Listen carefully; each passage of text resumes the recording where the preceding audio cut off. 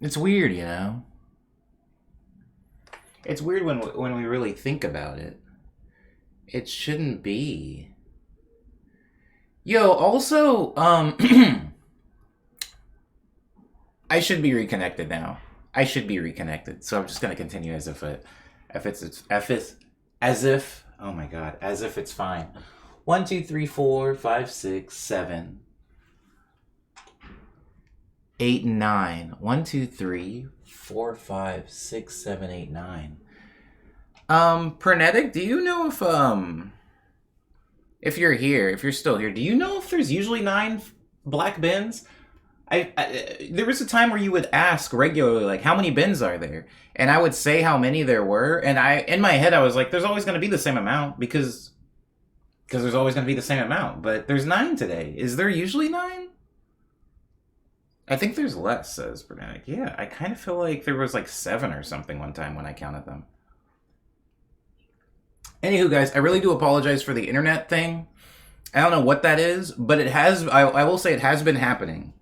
Yesterday, the internet, while I was working, went out a few times. So, just know that if the internet does go out, it has been like a little spotty lately, and yeah, I called the ISP, and they were like, "Yeah, it's gonna be spotty for a second." And I said, "Did something happen?" And they said, "We don't know, but we've had a lot of calls saying that it's bad now. So continue to pay us, please, but it's going to be bad for a while." Anywho, what is this box? What's in the box, Omni? I don't know if anybody was watching my Instagram stories. I certainly hope you weren't. I hope you guys had other things to do than watch my boring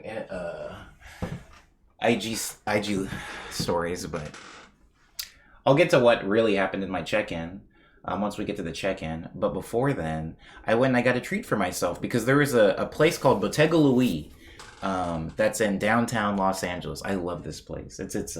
I have a story about this place, but again, I'll tell the story once we get to the check-in. But I went by and checked it out because it had been closed for a really long time because of COVID. And like, I mean closed. Like, I mean like boarded up and like not even like coming back soon or like stay tuned. They were like gone. And it was really sad for me because it's a pretty important place to me. And then recently, last night, I was walking by it, just like on a walk in downtown in the financial district, which I'll also get to. And it was open. It was open again. And I went in and I got an eclair because eclairs are kind of like the thing that I go there for. And I hadn't been in a really long time. And they always come in this like fun little box. Usually the box has like a lot of little designs all over it, like little unicorns and stuff. But I really do love Bottega Louis. The roof job is finished now, Amiibo Boy. Thank you for asking. Bottega Louis is Italian food, Italian like savory food, but French dessert. And I do like French desserts. They're usually really mild when we talk about... Oh, that's the little blue guy. He's getting his bins out. He's getting his bins in line. I'm thinking maybe 3 today, because I feel like if it was 4, there would already be 3 right now. That would be the 3rd one. I think there's probably only going to be 3 today.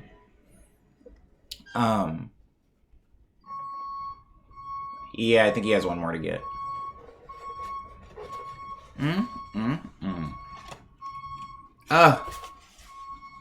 I usually get a vanilla eclair, but today I went with last night I went with strawberry. Oh, I love it. Look at that, guys. I don't know how many of you guys have been to France. There's a few things. You ever go abroad somewhere, maybe you go to Germany or whatever, or you go to Mexico, I don't know. You go somewhere abroad and you eat a thing and you're like, oh, it's different here. So this is authenticity. And then you come back home and you just kind of like normalize like, okay, in America, I'm not going to be able to get that thing.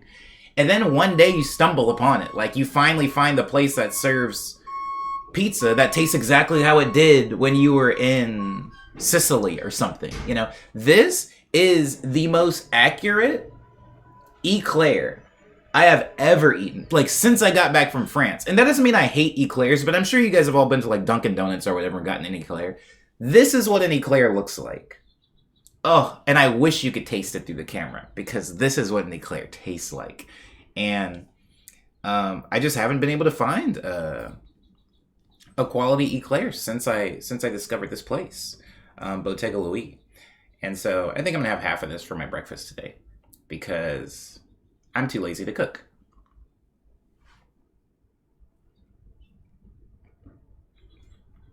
I usually go with the vanilla one, but last night I got the strawberry one, and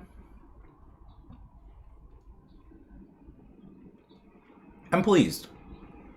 There's typically 7 cans, says Prinity, but there have been more and less. There have been less. I didn't even know you had Insta. Yeah, right? I shouldn't. I shouldn't have Insta. Parlay boo. It's funnier as parlay boo. No bidding for the bins? What are you saying now, Amiibo? I mean, we're still gonna do it once the garbage truck actually comes. That's not him, though. Make no mistake. That is not a garbage. You know, Bottega Louis is the only time that I'll do edible gold. I think edible gold is like really kitschy and stupid. And as I'm consuming it right now, it's pretty kitschy and stupid, you know? It's not necessary. I've never thought to myself, you know what I need in my diet? I need more gold. But look at this, guys. Hold on. Give me a second. Look at that. Look at that attention to detail. Look at those little gold orbs.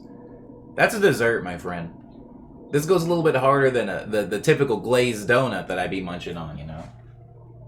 And it keeps, you know, I bought this on my way home from the theater last night. The theater? No, I guess you can call it that. A movie theater? I went to a dinner theater. More on that later.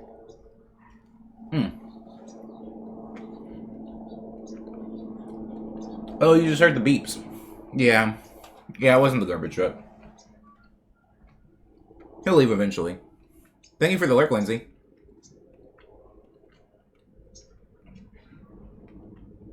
Is it for me? A little package just for me. You know, Cyber said, like, a whole cheese pizza just for me a few times in streams. And I hadn't watched Home Alone recently, so it didn't really hit. But I just watched Home Alone a couple of weeks ago. That quote hits pretty hard. Not because I like cheese pizza. I can't stand cheese pizza. I always feel like cheese pizza, and I understand, like, vegetarians and stuff like that, but cheese pizza always feels like it feels like a grilled cheese sandwich or a cheese quesadilla. It's like missing something. At least put some vegetables on it or something. Just cheese pizza feels like a waste of money. At least to me, it feels like a waste of money. Thank you for the alert, Kit. I promise you guys are going to hear music today. I promise. There isn't a lot of gold on this planet, so I don't want to just eat and poop it. There's better uses. I couldn't agree more. I could agree more. You know what? I actually could agree more. I'm choosing to exercise restraint. But, yeah. Eating things and pooping them out is, well, just a waste of anything, really. I used to think about that a lot. I used to think about, like, the body outputting waste, and I was like, I wish that I could work at, like, peak efficiency, where I use 100% of the things that I consume. Like power for a phone at, like, charger or something. Like, the phone is using that power, you know? The phone's not eating the power and pooping it out, then using a little bit of it. Like, it would be nice if all of this eclair, 100% of it, could be turned into energy, or happiness, or courage, or, wow. If you could eat emotions, well, I guess you can, but, like, if, like, a donut said, like, this is gonna give you courage, you know? Or, like, I'm a little bit nervous. I'm nervous in my life. Time to eat a donut. I would love that. Oh, Angel, hi! Good morning. Just coming in to say hi and hope you have a great stream. I need sleep. Why? What have you been doing? What time is it where you are? What time is it, Angel?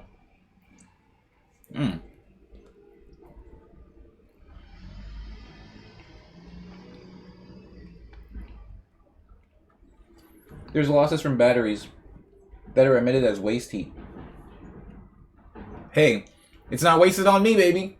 You ever, on a cold day, you have your laptop in your lap, And he's like, yeah, baby. You like just fire up your laptop and you're like, this thing is going to get hot as coals and I'm going to be so happy.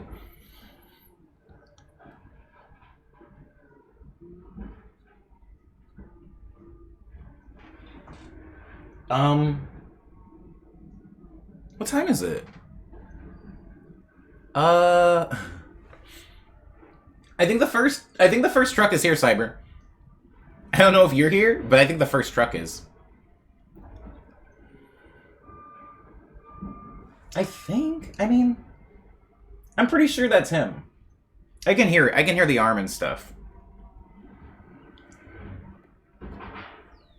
Just to be safe. The garbage truck. Driving down the street.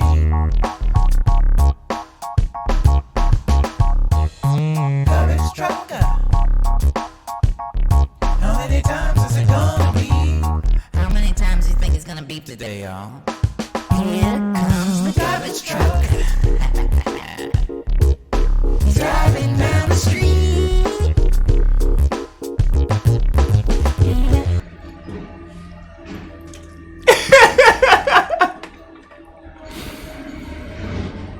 The truly funny thing is, I haven't even played the intro yet. Like, we haven't gotten to the medley yet. You know?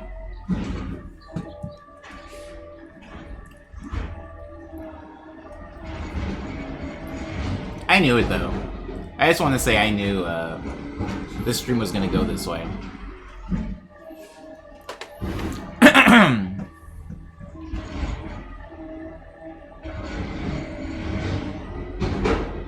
It's 6:25 a.m. on a Wednesday morning. I've been up all night, says Angel Flux.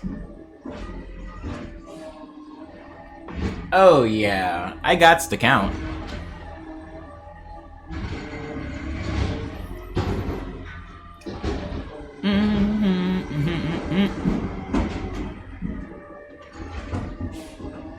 It's up. Prediction is live.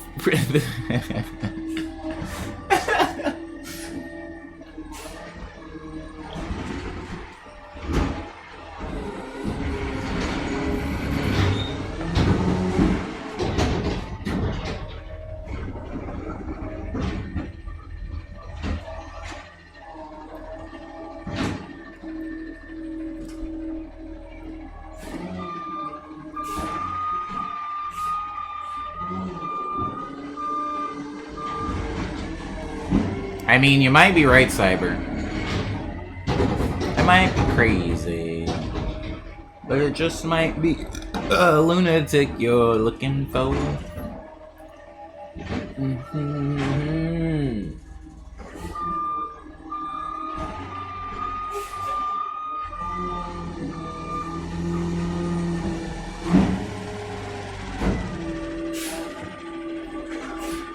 Thank you for that, Dar.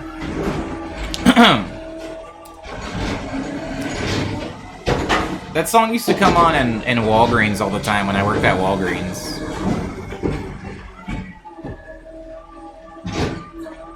What's on the hand? The claw has like something stuck on it.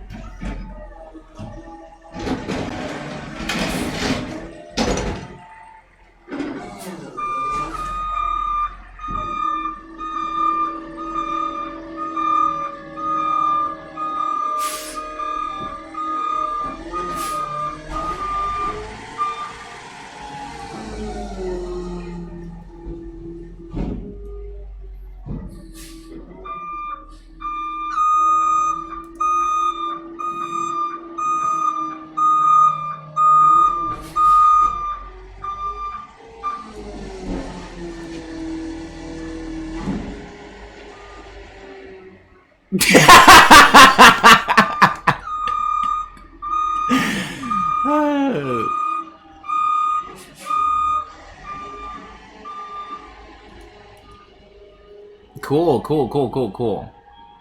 Well, if that car wasn't parked there, he would have been out of there. He would have been home free. He would have been home free. But I still feel like he did okay, right? Right? I don't know. I don't know what the normal is anymore. Really down to the wire. What was the threshold? I didn't know what the threshold was. It's beautiful outside. This is like it, guys. This is the weather I get when I visit Portland, and I think for a second, maybe I live here? Maybe I should make the big move? I don't know. She looks nice. What is that? Deep dish pizza? Ooh. I feel like this is what it looks and feels like when I'm in Portland. But, and then on like day 8, I'm like, yeah, I gotta get the heck out of here. Because I do miss my sweet, sweet warm sunshine, but I am liking this. I'm liking like the autumn colors I'm getting outside. I'm liking the overcast skies. They really left a mess of the bins. They really left an entire mess of the bins. Pick a number between 1 and 19, Dar. Anywho, I hope everybody won. My eclair was delicious. Thank you for asking. Let's actually maybe start this stream. Huh? Would anybody oppose actually starting the stream today? Whoa, Slime Bubble's here. Hi, Slime Bubble. You did miss the first trash, but we do have a second one coming momentarily. 7 is my number, says Dar, opting for Roman numerals. We just finished one prediction slime, but we've got another one coming up soon. I'm making a promise that I don't even know if I can keep. Amiibo Boy says, making myself some ginger tea and unpacking. Still listening, though. Thank you, Amiibo Boy. I hope you enjoy your ginger tea. I just had a cup of it myself yesterday. Ginger tea always makes me, my throat feel better. And I felt like I was maybe, redeveloping something, so I went for the ginger tea, and now I feel like a genius. A healthy genius. Anywho, thank you everybody for being punctual today. I apologize for being a little bit late. I bumped into Booba and spilled plant soil all over my bed in my sleep. And I didn't realize that my bed was soiled until like I was setting up the stream, and I was like, I could just set up and start on time and have a like nasty bed, but I was like, nah, this is gonna bother me if I'm having to like look at it for 2 hours. So I cleaned that up first. But I hope everybody is doing well. Thank you again for being on time. Welcome to Morning Medley episode 457. I'm gonna go ahead and start the medley. I was in Reliever's stream this morning, and she got 50 subs in the course of 15 minutes. Her Twitch karma is amazing. Is that what I should be doing? Should I be going like sub happy more often? Hey, Boobas need some TLC. Yeah, probably. I did put the soil back in him, so. Why was Booba in bed with you, says Amiibo Boy. Amiibo, where else is he gonna be? In bed with somebody else? I think not.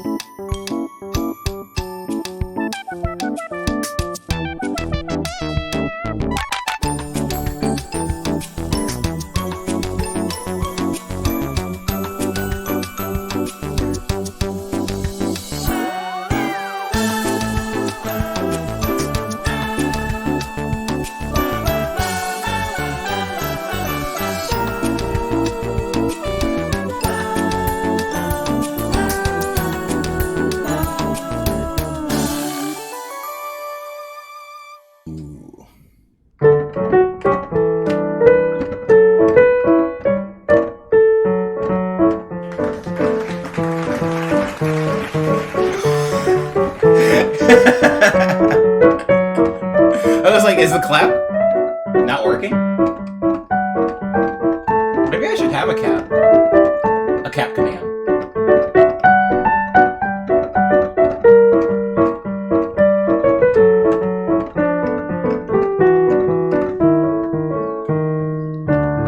Can somebody give me a drum roll?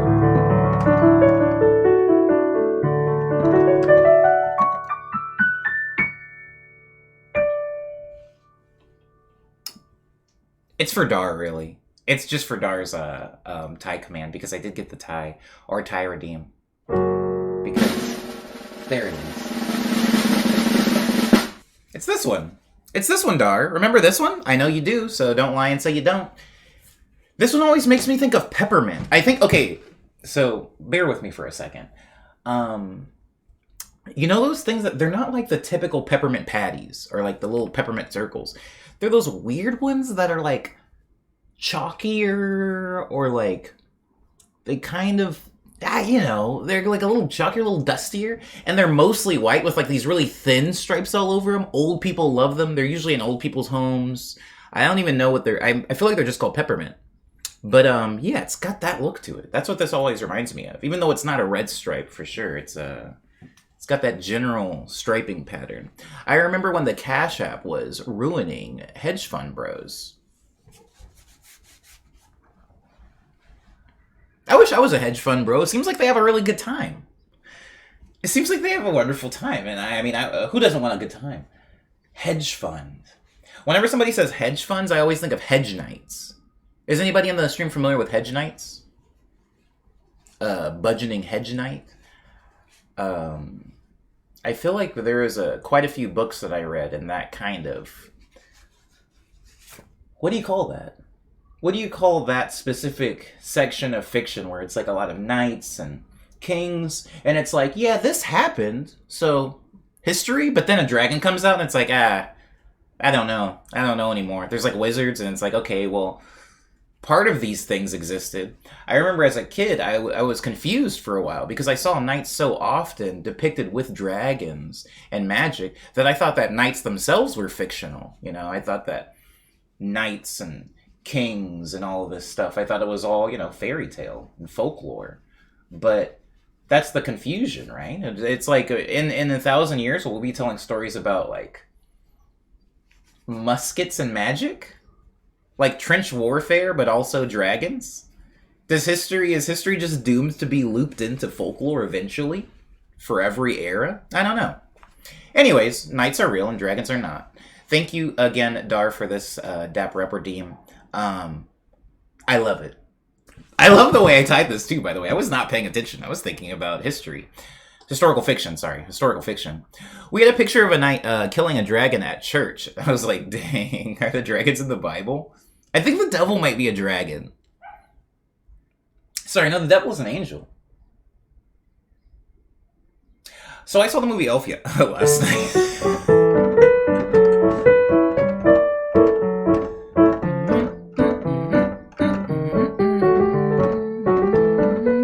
Memes are really gonna confuse people, says Slimebo. In the future, memes already confuse me, and I live in the time of memes, so yeah, I imagine they'll be pretty confusing for people in the future.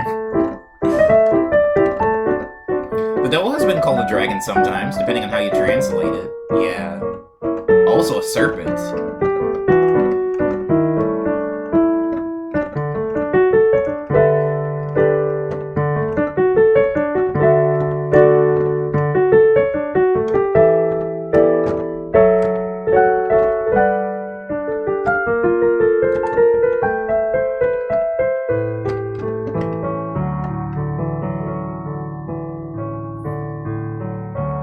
Biblical dragons are OP.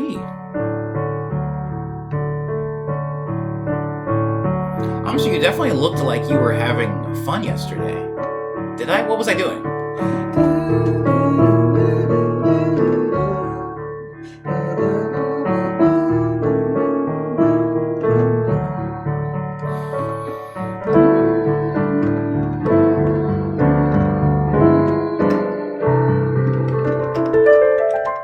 This song is called Reflection Pool.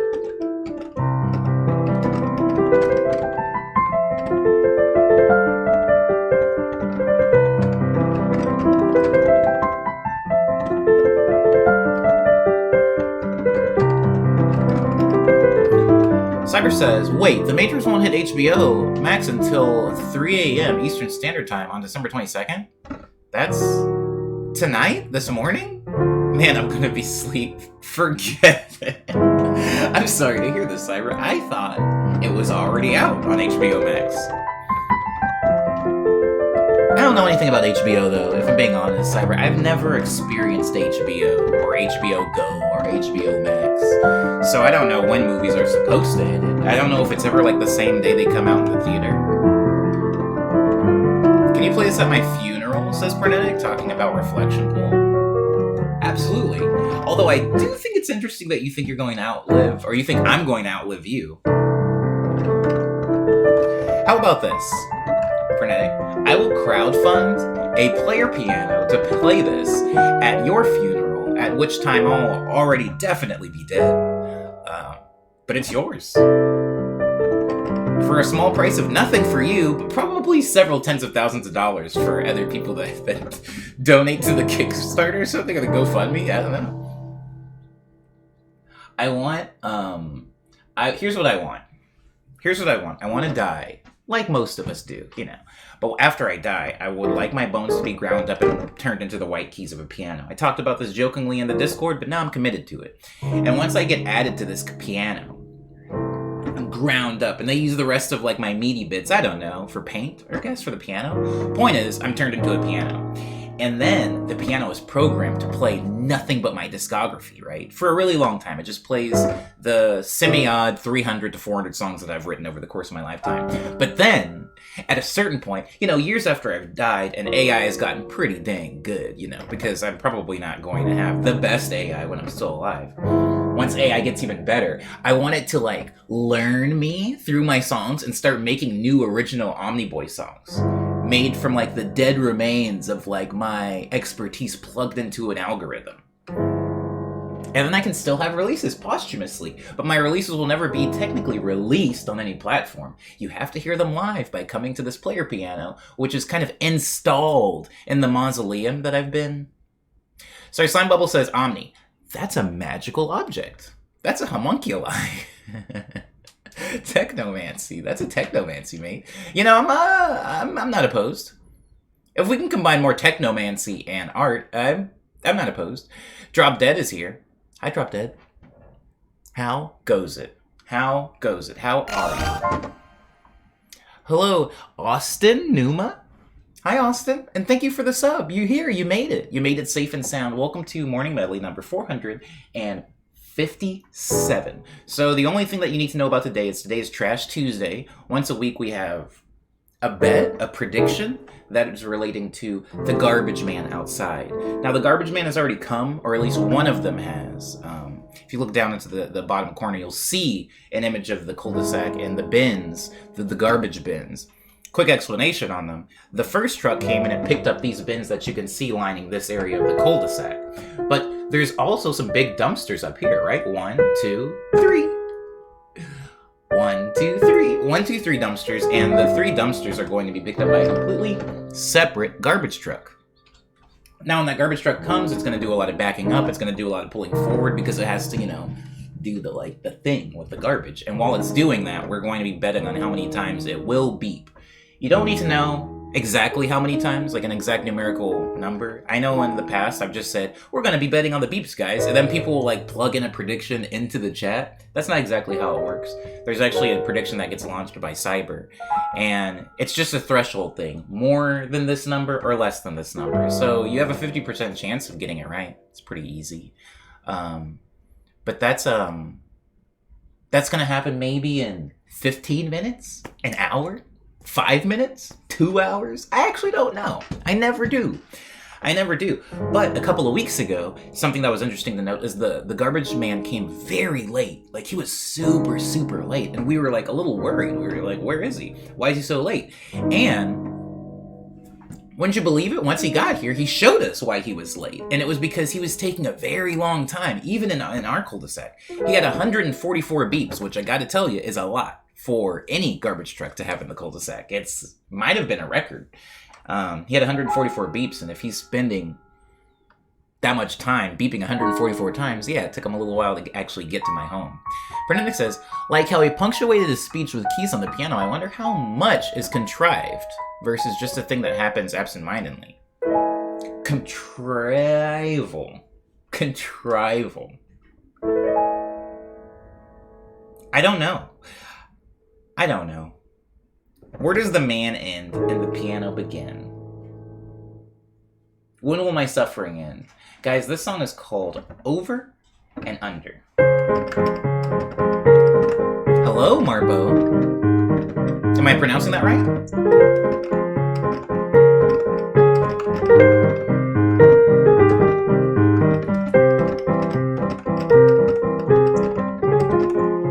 I like that username. You know, Marco, when I was a kid, I had my friends call me Harpo, and it didn't last very long. It lasted for maybe a year, but this was like a year to me when I was a kid, so it probably was like 2 weeks.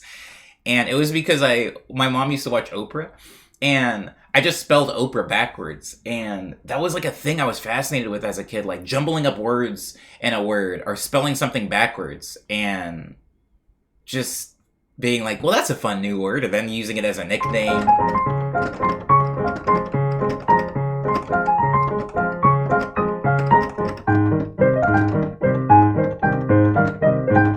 You know, Cyber, I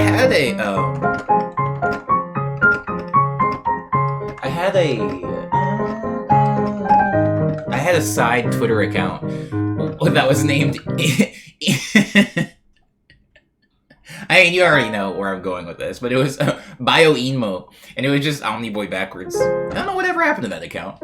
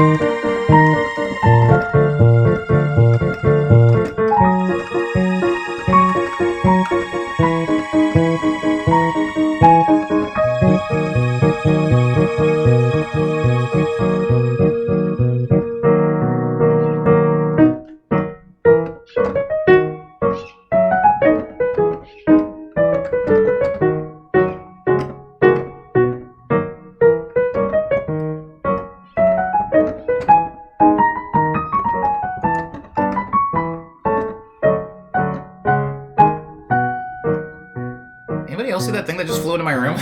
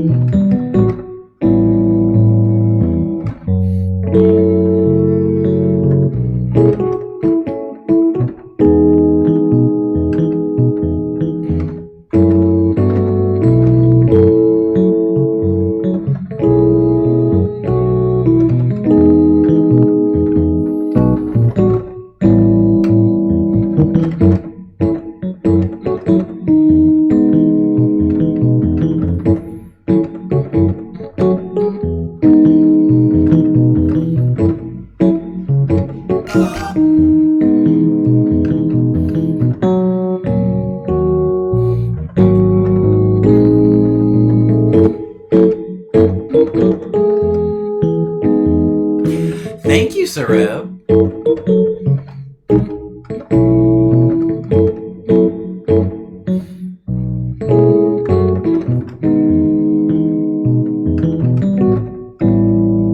Sareb says, good to see you, Omni in chat. Hope everyone is doing well. Well, I'm doing really good. I don't know what this is that I'm playing, but I like it.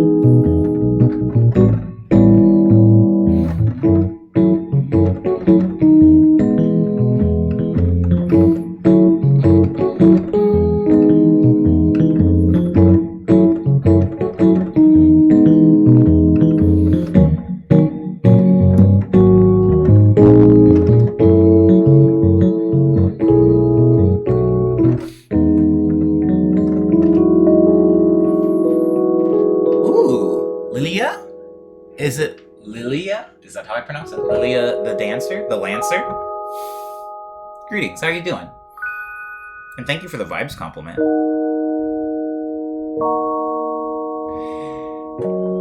Is Thanks for the Real Memories really considered peak punk rock? I would say, Cyber, that Thanks for the Memories is considered peak pop punk. Oh my god. The alliteration. It's delicious. I would say that Thanks for the Memories is peak or very close to peak pop punk. Peak pop punk. But I would not say that it is peak punk rock. I wouldn't say that Fall Out Boy is punk rock at all, really. They're definitely pop punk, though. Did the big truck already go burr? Not the big one, no. Not yet. Hello, Liana. How are you? Am I crazy thinking that?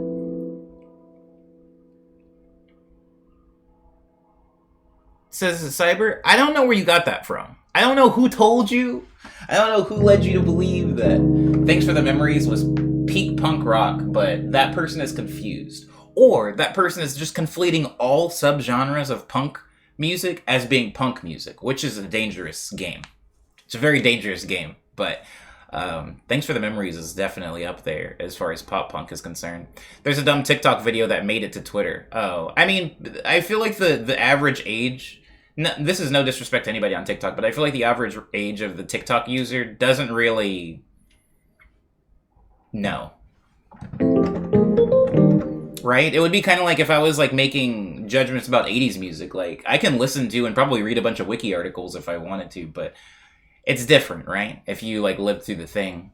But I do like pop punk. I was in a pop punk band too. I was also in a punk rock band, and let me tell you, very different music. Serb says, or that person isn't old enough to make that statement. Yeah, exactly, right? You know.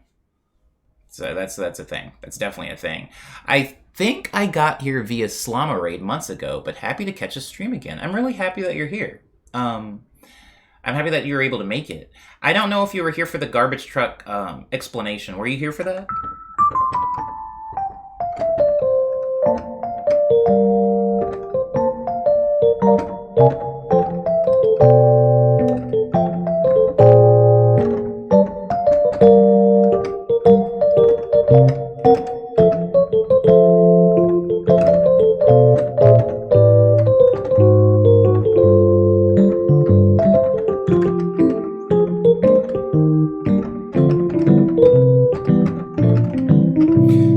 the video is good though. How are women seen as posers in punk? I'll post it in the what?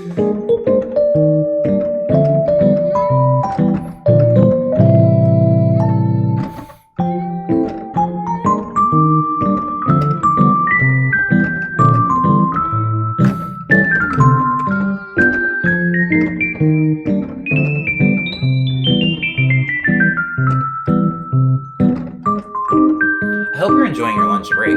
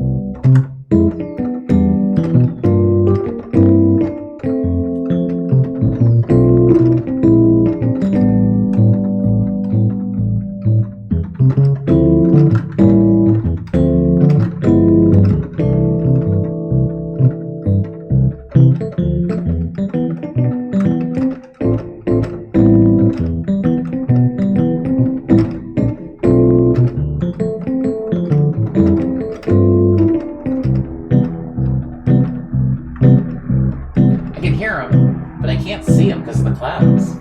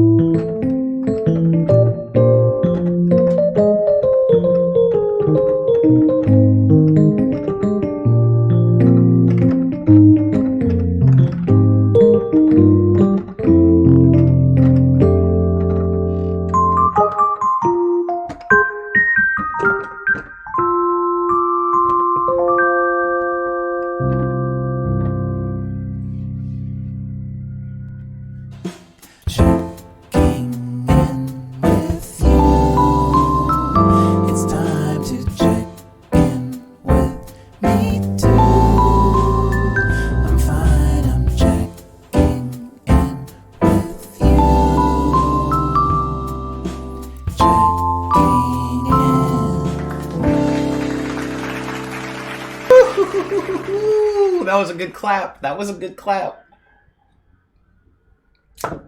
Everybody, welcome. Welcome to the check-in portion of the stream. It is 10 o'clock, and it's time to try to move the stream forward a little bit so we don't get dragged too far behind.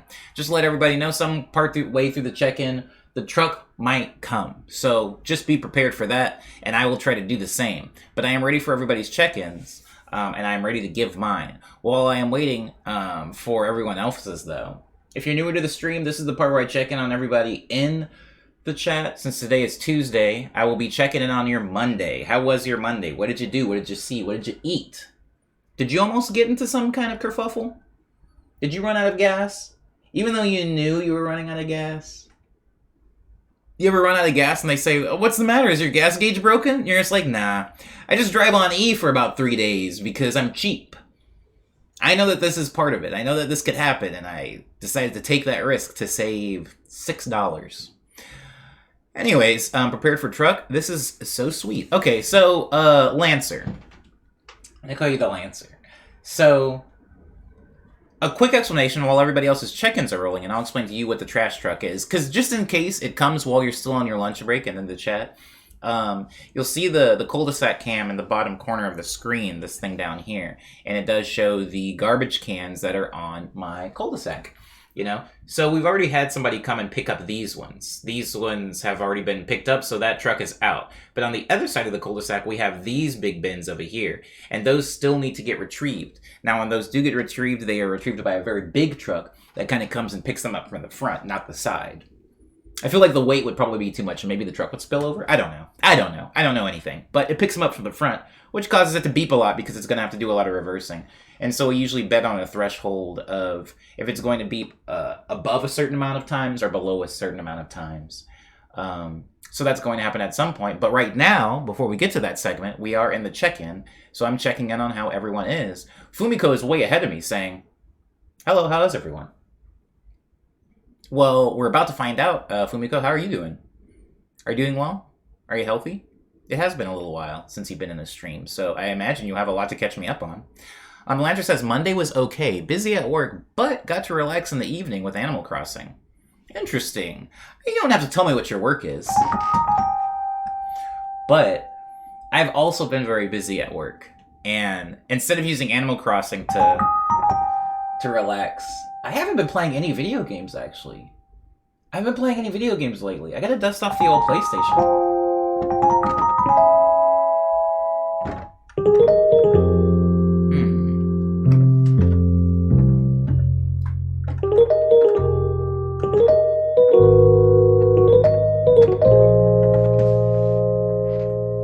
Landra says, and now another work day, but less busy. My birthday is Thursday, so every day feels like a drag.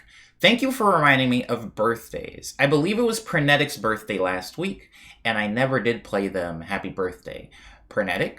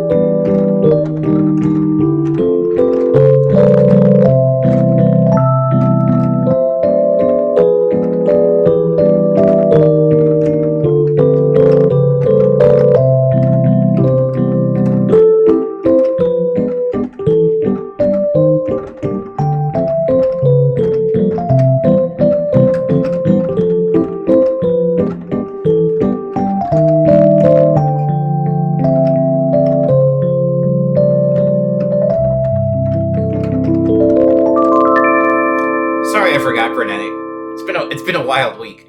But back to Lilia's birthday. I hope it's good. If you're in the stream, or come to the stream shortly after, don't let me forget to play happy birthday for you. But I hope your birthday is good.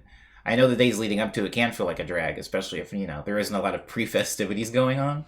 I've got a few friends that, like, when it's their birthday, they kind of celebrate all month, and, you know, God bless them. Fumiko says, I'm good fiscal and mentally. Just a lot of work. You know, I don't know how else, what else matters, right? I'm joking, right? Other things definitely matter, but yo, if my mental's right and my bank account's right, I really don't care about anything else in the world, Fumiko. So that sounds good. That sounds really good. How was your Monday, Fumiko? What did you do? Who'd you see? Check-in for Lindsay for yesterday is, I don't even feel like going into it, but this morning has been very frustrating, and I feel emotionally drained already. It's pretty early, particularly for me, Lindsay. I know it's a little bit later for you. So, I apologize that the day has been trying. The day has been trying for you. I hope that it improves a little bit, yeah?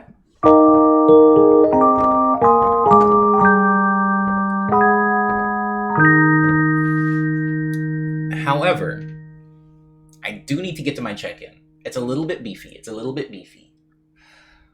Yesterday was Monday. I completely forgot that I had to go see Elf halfway through the day. So I worked, and then I cleaned, because I was showing the room, the spare room, to some more people yesterday.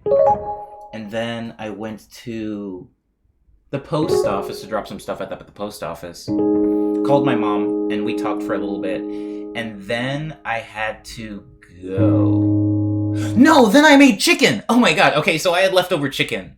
And one of the things that really pisses me off is chicken gone bad, because it's so easy to make. It's so easy to cook that when chicken goes like bad in my refrigerator, and I know a lot of people are like, freeze it. For some reason, freezing and then thawing out meat, it always tastes like it was frozen. I can always taste that it has been frozen. It bothers me. So anyways, the chicken was going to go bad in a couple of days, so I was like, all right, let's get on this. And it was a weird cut of chicken. It was like kind of like a weird chicken breast. And I didn't want to like make this whole big like chicken sandwich thing. So I ended up cutting the chicken breast into a lot of little pieces. And I like made weird shaped nuggets. It reminded me of like dinosaur nuggets because they were really weirdly shaped. I just cut them in weird shapes. And then breaded that and fried that. And I just made a bunch of nuggets, a bunch of fries, and then had a big Caesar salad. And that was like my entire like late breakfast, early lunch. It was pretty good. And then had some fruit. I ate an orange and ate some watermelon.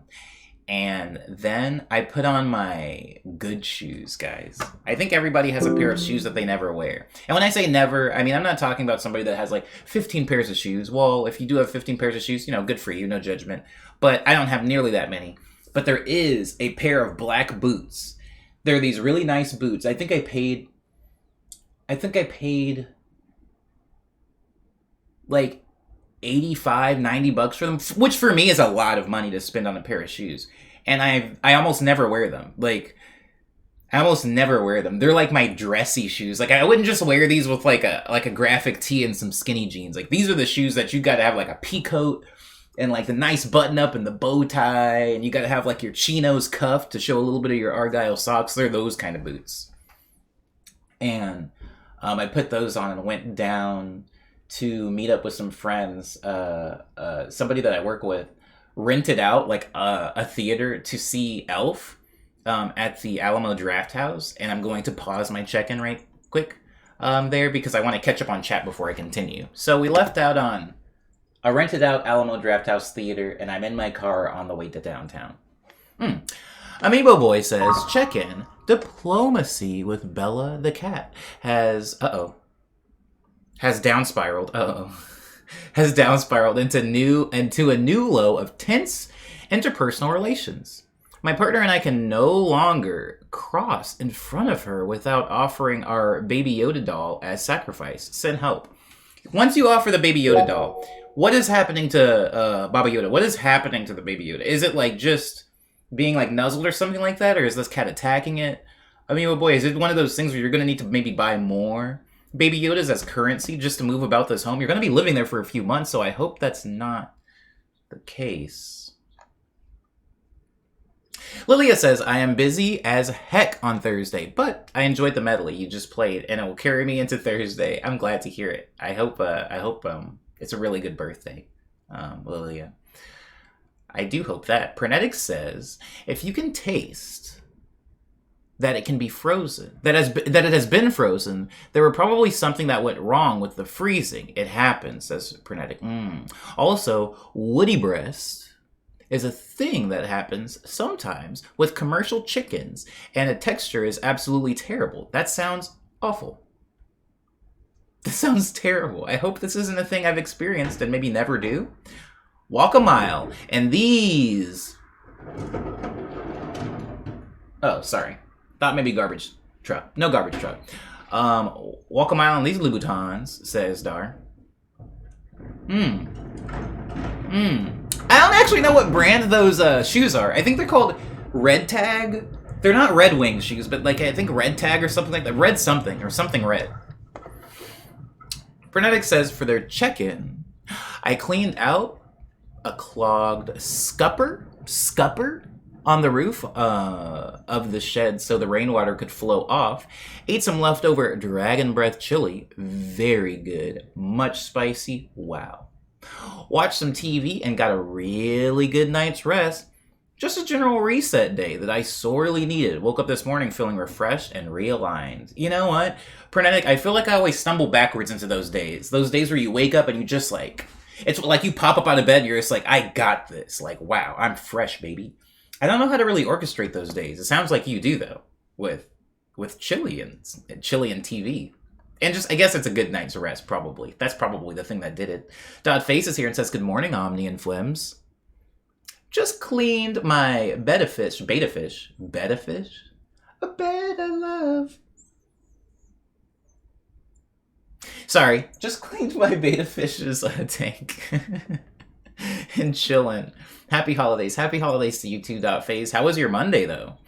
Check-in for Jesse says, nothing is more exhausting than wall-to-wall meetings from the minute you wake up. Did I miss trash gambling? You missed the first trash can. As you can see, somebody is currently outside collecting them and taking them back inside where they belong. But we still do have a truck that is going to come get the bins. We still have a truck coming to get the bins. Thank you, John. I should have a loudspeaker where I could just shout at neighbors, accost them and verbally assault them for the amusement of Twitch. But anywho, Me Boys says she seems confused and thrown off by it, so it's more of like a smoke bomb. The Baby Yoda. It's less of an offering and more of like a stun grenade, just so you can move about the house. I suppose whatever works. Cyber says for their check-in, yesterday was essentially sitting at home, enjoying the rest of the week. And the trip I needed to take to Indiana. Oh. The trip I needed to take to Indiana, I played more of the Halo campaign for a while, and while it was not really Halo, it's fun enough. I took my car to the shop this morning for a synthetic oil change. Respect for synthetic oil. That stuff be going hard, and it be going long. You know what I mean, Cyber? You know what I mean. You got the synthetic oil change and checked my car and made sure that things are fine. They seem to be. Tomorrow morning, we'll be on our way to Indiana for the rest of the week and Christmas. I really hope you enjoy your holiday away, Cyber, truly. I've never been to Indiana, so I only hear about it in references and movies and songs and poems. But I know nothing of it. I hope you do enjoy your drive down. Doesn't actually do anything to it, but she stops growling. It sounds like a stun grenade to me, Amiibo. Amiibo boy, it sounds like you've just found a stun grenade. Smoke grenade? I prefer stun grenade than smoke grenade, Who's stunned by smoke? Leanna says, check-in worked.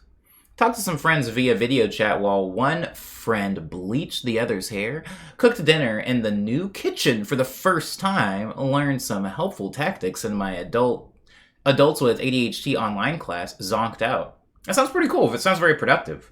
Cooking in a new kitchen, always it's two very different vibes, but they're both very pleasurable. Like cooking in a new kitchen and also cooking in a kitchen that is you've lived in it so long that it's basically your left leg. You just know everything about that kitchen. I love getting a new kitchen to learn and to kind of meld with. Always very good. Bernadette says, yeah, it's mostly the good night's rest, talking about waking up refreshed. And it involves not hyper-focusing on something up until bedtime because that's a surefire way to blow past that exit at 90 miles per hour. This is the thing I've done figuratively and literally several times here in Los Angeles. Taking them back inside where they belong, says Cyber, referring to the garbage cans. Wonder if I let it all ride here or at Yay or Boo, says Jesse. Yeah, which one? Which one? I guess if they're your tokens, spend them where you will. Give me the new kitchen all the time. No cleaning ever, says Cyber. Cyber, that reminds me of those people that never wear the same pair of socks twice. There's I love the feeling of new socks. So I go to Walmart and I buy a new case of socks every Sunday. And I only wear fresh socks and I throw them away. Sick way to be, right? I mean, probably a bad way to be if we're talking about just general waste, but it's nice being able to just only use new things.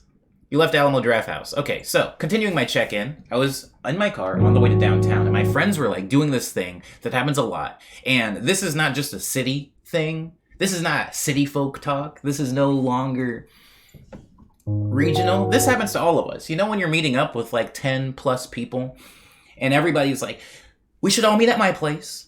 We'll get into this car. We'll condense ourselves into 2 cars. Then we'll go to this place. I've already got a parking pass. We'll park there. We'll walk the several blocks because I'm not going to pay to park on Garfield. Because if you pay to park on Garfield, it's actually $10 every 15 minutes. But I've got a secret spot I know of where you technically park in front of this restaurant.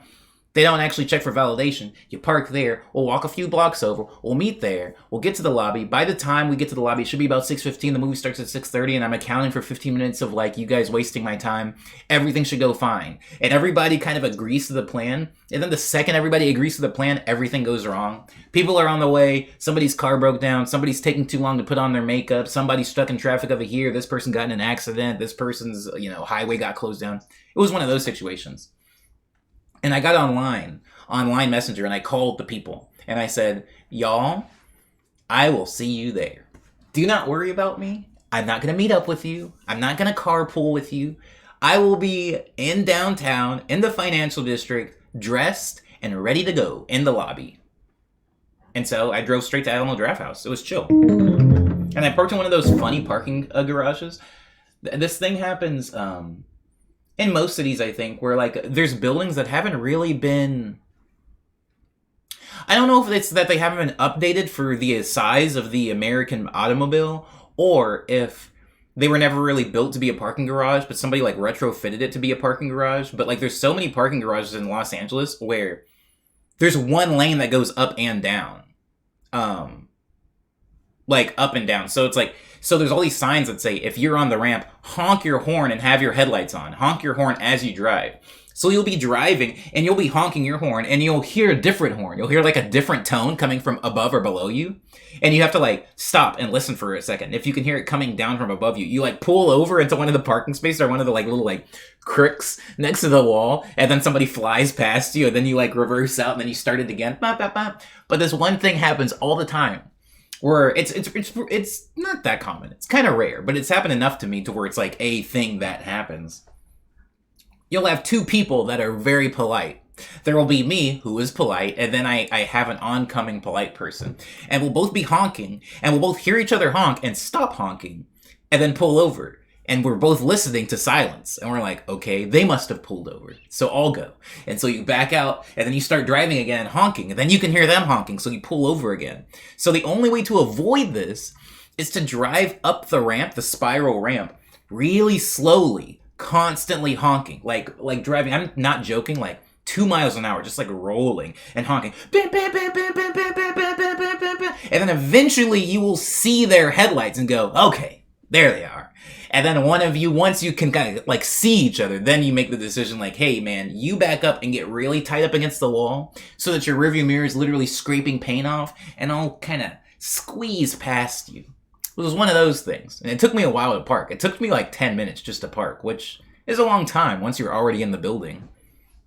Anywho, did my parking job, walked down to the Alamo Drafthouse, which is in like the Macy's Plaza, and went inside. And they had the whole place decorated for Spider-Man because that was like a big release. But we were seeing Elf. So a coworker of mine rented out the theater for Elf. And I had never been to an Alamo Drafthouse movie party. So for anybody in the stream that hasn't been to Alamo Drafthouse, it's a dinner theater. So it's one of those movie theaters you go in. The seats are huge and super comfortable. They recline. They have this big dinner tray that comes in front of you. You order drinks as the movie's going, silently and politely. But you order drinks. You can order like a steak. And they bring you out your food and you're just like... It's like a...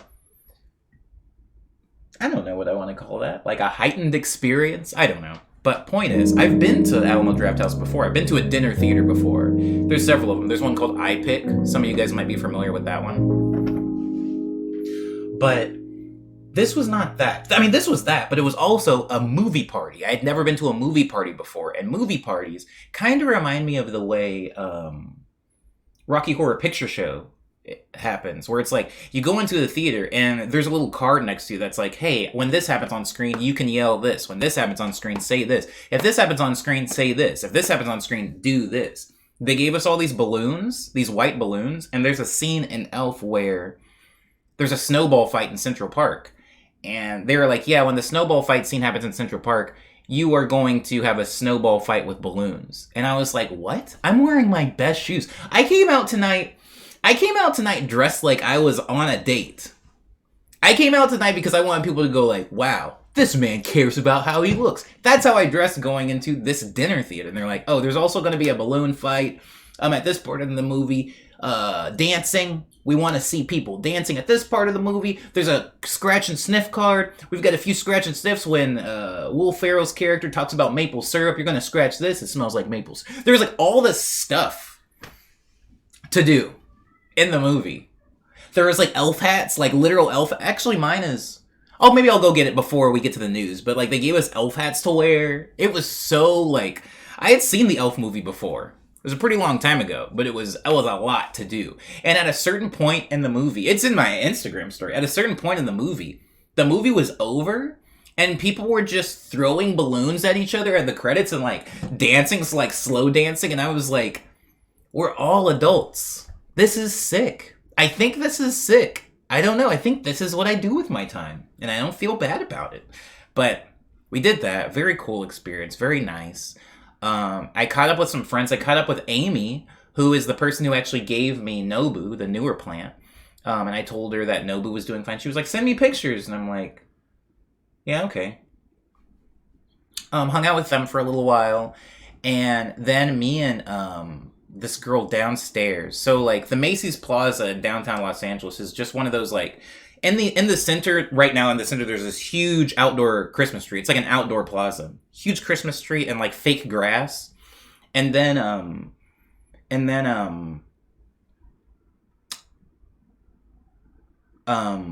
lots of shops on the side. It's like Macy's is here. Alamo Draft House is on the 3rd or 4th floor up here. There's a Uniqlo down here.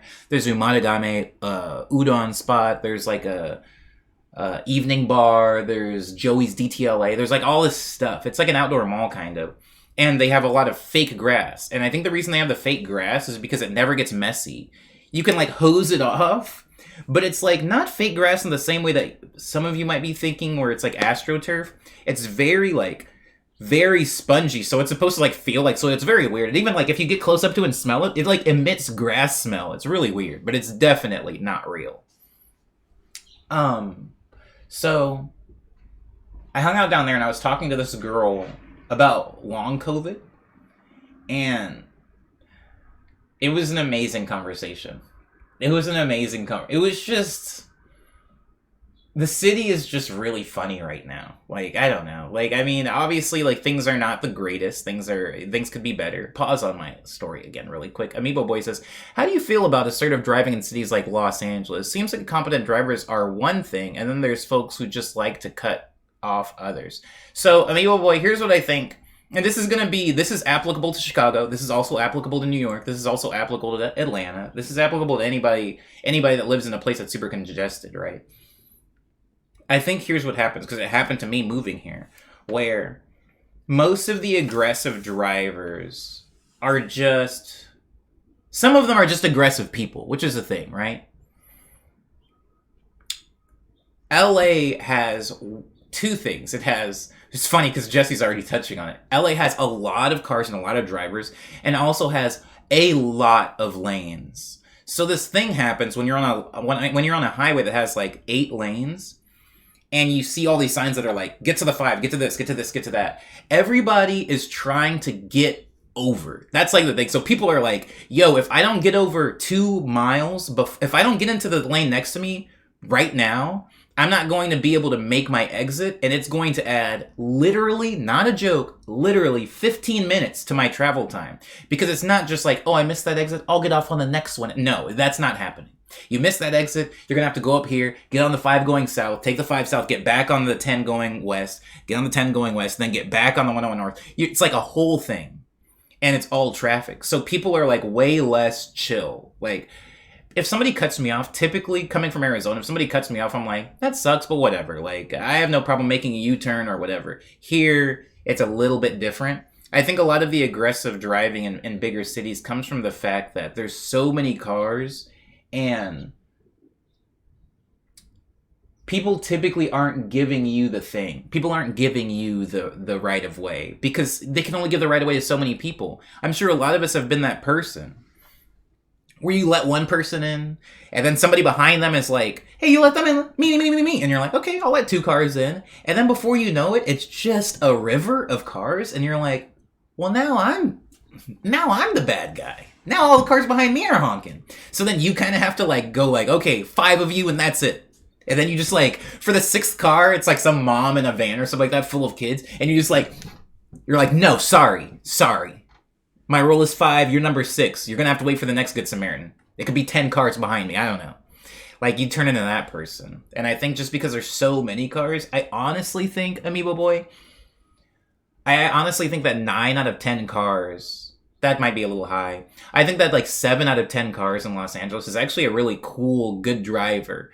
But I think the other 3 make it a lot harder for those 7, and it just kind of creates a bit of a storm in itself. So, I'm going to catch up on chat really quick, and then I'll continue my check-in. If I don't shift 6 lanes in a half a mile, I'm late for the rest of my day, says Jesse. It's not a joke. Jesse's making a very accurate statement. There's a lot of times, guys, where, like, people will say things like this. Here's the thing that people say, guys, about LA traffic, where there's like, you just should have merged sooner. But literally, here's what happens a lot of times in Los Angeles. Here's just an example. Here's one example.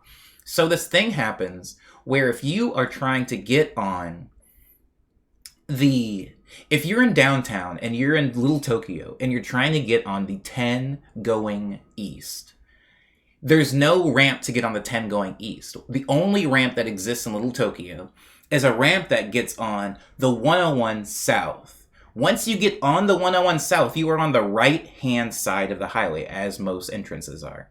And you have to get over 6 lanes, not an exaggeration, you have to get over 6 lanes and a quarter of a mile to get on the 10 East. So many people know this, and the only way around it is to drive through roughly 16 blocks of surface streets and then get on the 10 East. The only highway way to do it is to get on the 101 going south and then merge 6 lanes in about a quarter of a mile and then get on the 10 going east. So what inevitably ends up happening is once you get to that juncture of the highway, whether you're one of those people trying to do it or not, traffic comes to a standstill because you have all these people doing this wild, like, crossing 3 lanes, crossing 4 lanes, crossing 5 lanes in like a couple 100 feet. And it's a nightmare and it's not because these are drivers that didn't come prepared or they're doing it at the last minute. They're literally doing the only legal way to get on the 10 East. And that is not the only situation like that in Los Angeles. There's literally hundreds of scenarios like this where you're doing everything right, but you have to drive kind of like a lunatic just to make it because there's a river of cars and you got to get from one side to the other. Lindsay says, people don't use blinkers. People who don't use blinkers much confuse me. That I don't understand. Yeah, there doesn't seem to be much of an excuse for that. Pernette says, tell Amy to tune in Monday through Thursday mornings. Yeah, I don't know why she doesn't come to the streams. But maybe it's probably for the best. I don't know. Maybe she likes me more. Maybe she'll like me less if she sees this. If she sees all this. I pick as tight, says Pernette. We have Cinnabar 2, which is kind of similar. Word up. I'm trying to catch up on chat. Constrano says, oh my god, when I'm finally available to watch the streams, I am 1 hour late. Why am I like this? It's okay, Constrano. You're on time to me. Pernenic says, okay, but this is in rush hour or what? Like, how fast are people going? Like, I don't consider forceful merging in stop-and-go traffic cutting off. Just let the person over. Yeah, no, I'm not talking about that either. Yeah, if we're, like, literally in, like, standstill traffic, whatever. Merging is fine. People still won't let you in.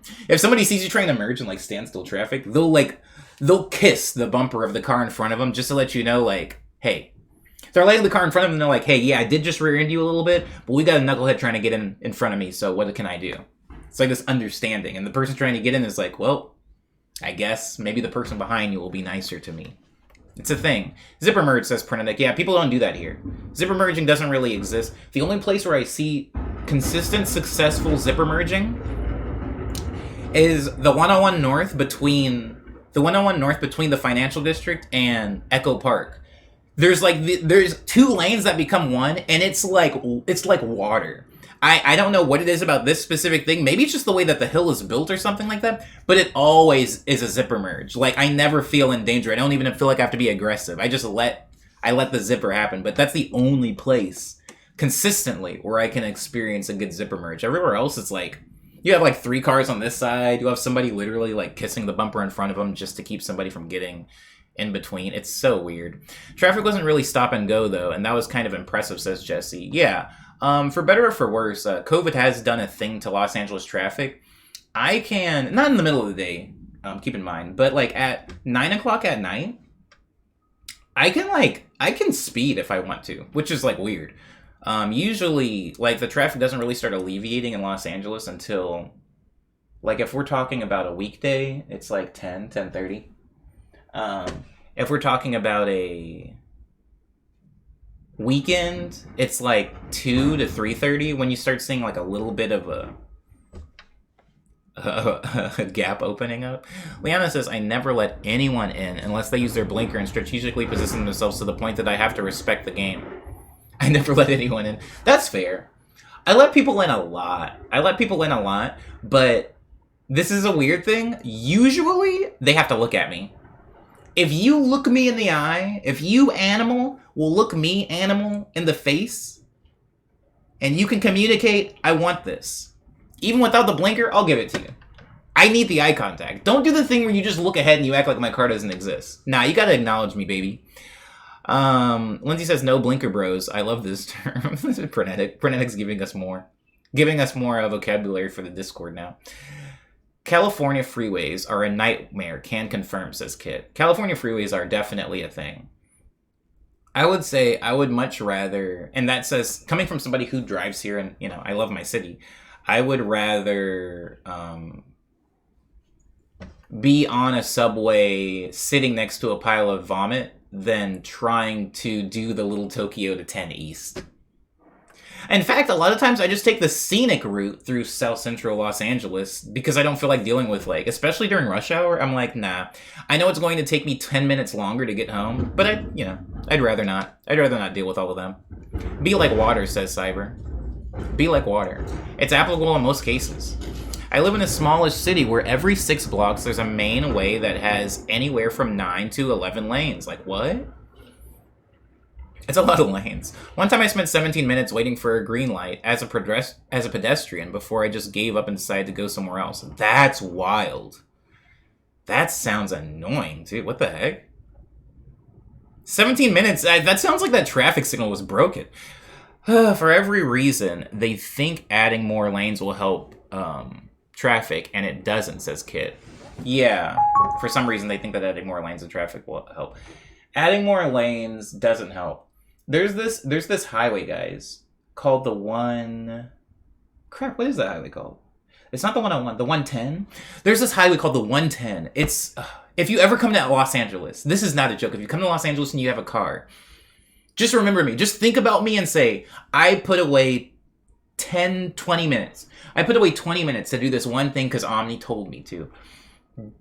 Go to Pasadena and get onto the 110 South.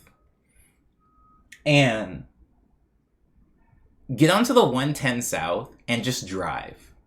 Because the 110 South does this thing where it goes through this really, really windy, it's all downhill. It's just going downhill because it's going, if you ever look at Los Angeles, downtown Los Angeles is like this hole where all these buildings are, and then around it are a lot of hills and mountains.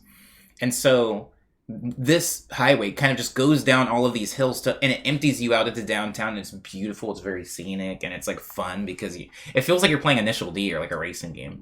And the reason I bring this up is because this highway has 3 lanes. So it's a very old highway and they literally cannot widen it. They can't add extra lanes because it's dug out in this valley. Sometimes you'll look right over the lane and you'll see somebody's window of their apartment. It's really narrow. They can't add lanes to it. It's too congested already. And when I tell you guys, it's never been backed up. Not because of traffic. There's been times where there's been an accident and you can't go anywhere because it's 3 lanes. But I've never seen it backed up. I think adding extra lanes doesn't necessarily alleviate traffic because I've seen 2-lane highways in Los Angeles that are always fine. And I've seen 9-lane highways that are always backed up. I think it's just, people are going where people are going. Anyhow, it's the solstice, guys. We're halfway through. That's kind of sad. I don't want to be halfway through, believe it or not. I'm digging these kind of days. I'm digging these days. Being sick has made me forget The solstice, says Kit. I gotta do something today. Please do something. Who was I dating? I was dating somebody that really made a big deal about the solstice. Like, she had like a whole thing. And I was so done. I just didn't know what was going on. I was like, yeah, whatever, man. Like, whatever you want to do. Can we eat something, though? I'd like to eat something. You didn't finish your check-in, says Liana. Okay, so I left on my check-in when I was talking with a very nice young lady about long COVID. And we walked for like 2 blocks. Me and her walked for like 2 blocks. It doesn't matter. We walked for a little while. And I was just kind of like walking with her and looking at the city and how the city has changed in lockdown and how it has not changed, how it has remained the same. And I was like looking at Christmas decorations that were up and like the ice skating rink that's up and stuff like that. And she wasn't really saying anything. She was just kind of, she wasn't really saying anything. She was just like chilling, like quiet. I was mostly talking. I was just like saying like, idle banter and stupid chit chat. No banter, sorry. Like just small talk, I guess. And I was looking around at the city, and I felt, because I haven't really like been in the city much lately, just because I don't really have much to do down there, and things have been kind of wild right now with lockdown, and so I haven't really been going in this. Thank you, Kiwi. I haven't really been going in the city too much lately, and one of the main reasons is because I just don't have a huge reason to do so. I don't have like a lot of work down there right now. I don't have a lot of people down there I need to hang out with right now. But being down there in the city was really nice because I was like reminded as I was walking with the person, I was like, oh yeah, I live here. There's like perks of living here. And she parted off and went a different direction, and I kept walking.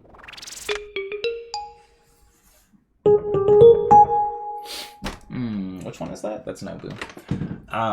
And I walked a different direction. I like went on my merry way.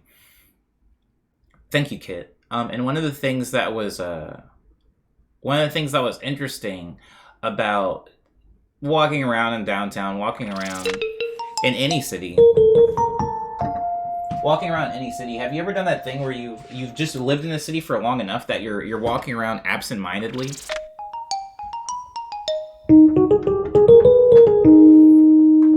Where you're walking around, you're not paying a lot of attention like where you're going, just because you know a city so well at that point. Like you've learned the city. It's like it's now part of your body. I was walking around the city and just like absentmindedly doing things and listening to people and smelling things, because like cities have a smell. I've like joked about Los Angeles, how the smell of Los Angeles is mostly pee, just like mostly other people's urine, which can be true from time to time, but there's still like a lot there. There's a lot in the city. And I was talking to another friend of mine. They were like, yo, you want to go like tubing? Like, let's go like snow tubing in a couple of weeks. And I was like, yeah, I'll go snow tubing.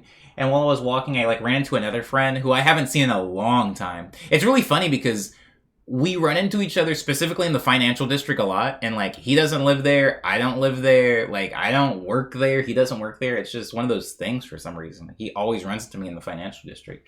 He was like, Omni, oh, what the heck, man? We gotta get lunch or something like that. I was thinking about the other day. I was in the studio and like he was like talking about music stuff, and I was just like, I do live here. That's right. I forgot. I've been spending so much freaking time in like my neighborhood and in my apartment that I forgot that I like live in the city.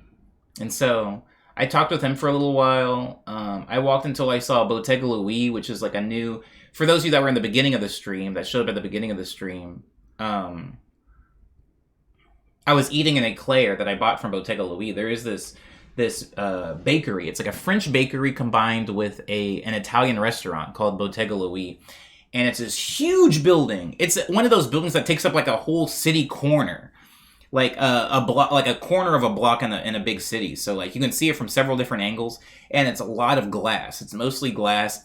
And you can look inside and see everything. It's not like Olive Garden where like maybe there's a couple of windows here. It's like literally you can stand like across the street and you can see all of the people inside eating and drinking and stuff like that. It's like that much glass. And it's beautiful, really high ceilings and like nice mood lighting. And I remember when I used to work at IKEA, I would always stop in front of this place because the bus that would take me from Burbank stopped there, and I would get out of that bus, and then I would walk a block, and then take the subway to Union Station, and then get on another bus to get out to East LA. And I would always walk past this place, and it was always late at night, and most places were closed, but it was open. It would stay open until like I think 11 or 10:30, and so it was always really dark in downtown. And then this place was like super lit, and you would look through the glass and see all these like nice dressed people, always like wearing some like sweaty IKEA uniform, and it looked so fancy. And I always thought like one day I'm going to be able to afford to go in there and eat. One day I'm going to like take a date there. I'm going to go on a date there. One day I'm going to like hang out there, and like the people that work there won't know me. One day, yada, yada, yada, you know. It was like a goal, like a benchmark. And then one day I did, one day I went there on a date, and it was great. The food was great, and the dessert was great. And then I started just kind of like hanging out in there. Like I would take my composition notebook there, and I would go there and I would like write, just like free writing, like stream of conscious stuff, like writing poetry or writing like short stories or writing lyrics to music and stuff like that. I would go in there and write a lot, and the workers and stuff like that, and there did at a certain point, the manager did start to recognize me just because I was in there all the time. And I went in. It's been closed, in COVID when lockdown happened. It was one of the first places to lock down. Like it locked down technically at COVID, and then it locked down again because, as I said, there's most of the facade of the building is glass. It's these huge, like 20-foot glass like panels. It's huge. And during the riots, it was one of those places where they got out there and they were like boarding it up. They were like, please don't break us. Please don't break this place. And it's been boarded up for, over a year now. And I really thought it wasn't coming back. Like they had taken down even the Bottega, like there's this golden plated Bottega Louis sign, and they had taken it down. And I was just like, oh my God, it's gone. And I was like, I get it. Because I can't imagine what a space this big in the financial district costs a month. And they're literally making no money right now. They're closed. So it's probably gone out of business. And when I walked past it last night with my friend, it was open. And I was like, there's no way I'm not going in here. And he was like, are you serious? Why? He was like, you're not even hungry. And I was like, it doesn't matter. It doesn't matter. I thought I lost this place. So I went in there and I got an eclair. They had some eclairs left over. So I got an eclair. And the manager did come out. And I was just like, wow, man, I haven't seen you in forever. It's so nice. It's like, he thinks I live above the place. That's how often I used to go in there. He was like, it's so nice, man. I thought you moved. I thought that you moved or something. And I was like, no, I still live in the same spot, but I thought that it was closed. And so me and him like caught up, and that was pretty cool. And then when I was getting ready to pay for my strawberry eclair, he's like, don't worry about it. And so I got a free eclair out of it. The eclairs are like $8. That thing that you saw me show you just now, that like little dessert thing, is $8. So it's not, it's not cheap, but I didn't have to pay for it, so that's cool. And then I had that bonus. You ever get something for free, and then you're like, well, now I have to spend money, right? Like, I was like, I got bonus money. So I left there and walked a couple blocks to It's Boba Time and got boba. And I was like, this is cool. So I had my eclair and I had my boba. Walked back to my car, and I looked at the eclair, and I'm like, I don't want to, like, overload on sugar, so I'll just eat that tomorrow morning. I'll have my boba tonight, and then I'll have my eclair tomorrow morning.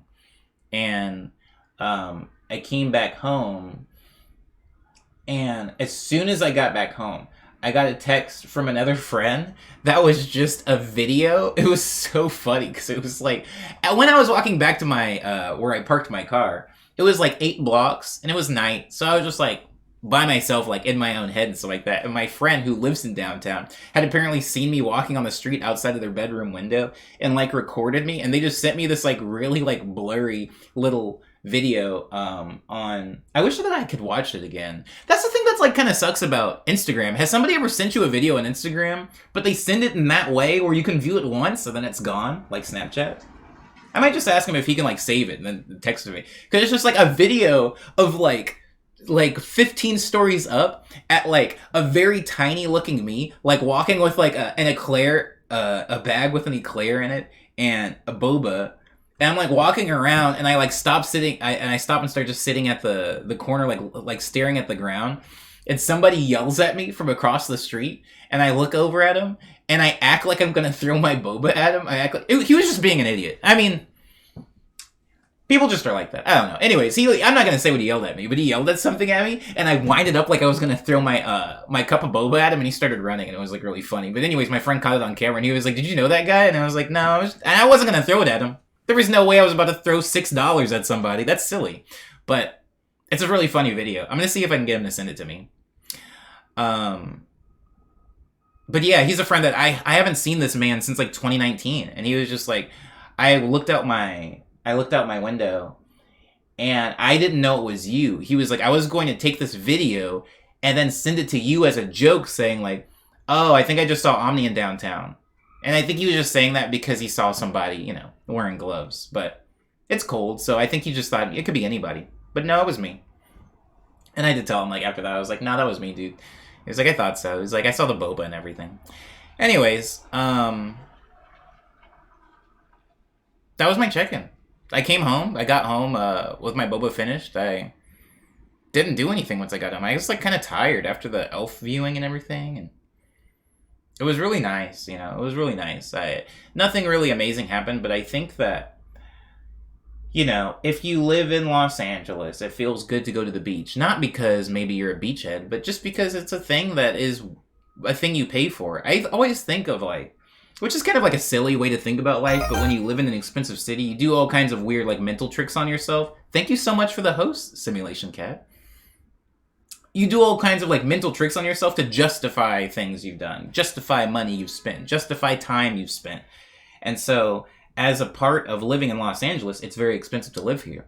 But I'm like, why is it expensive to live here? It's expensive to live here because the beach is here. It's expensive to live here because the snowy mountains are here. It's expensive to live here because this type of restaurant is here. It's expensive to live here because within like a 5-minute walk from my house, I have like 13 different boba shops. It's expensive to live here for, you know, a laundry list of reasons, of cool amenities and luxuries that not everybody gets to have. You know, it's expensive to live here because, you know, Christmas is this week and I can walk outside with shorts on, you know. I can go skateboarding if I wanted to. And it's like, these are things that not everybody gets to do. And I think that everybody, no matter where you live, you have these things. Maybe not the beach, maybe not snowy mountains, but you have something. You have something where it's like, oh, I could go to Disney World and it would only take me 15 minutes. This is a place that people go on vacation, but I could just drive there after work today if I wanted to. You know, there are things that make wherever you are unique or nice or worth the money, right?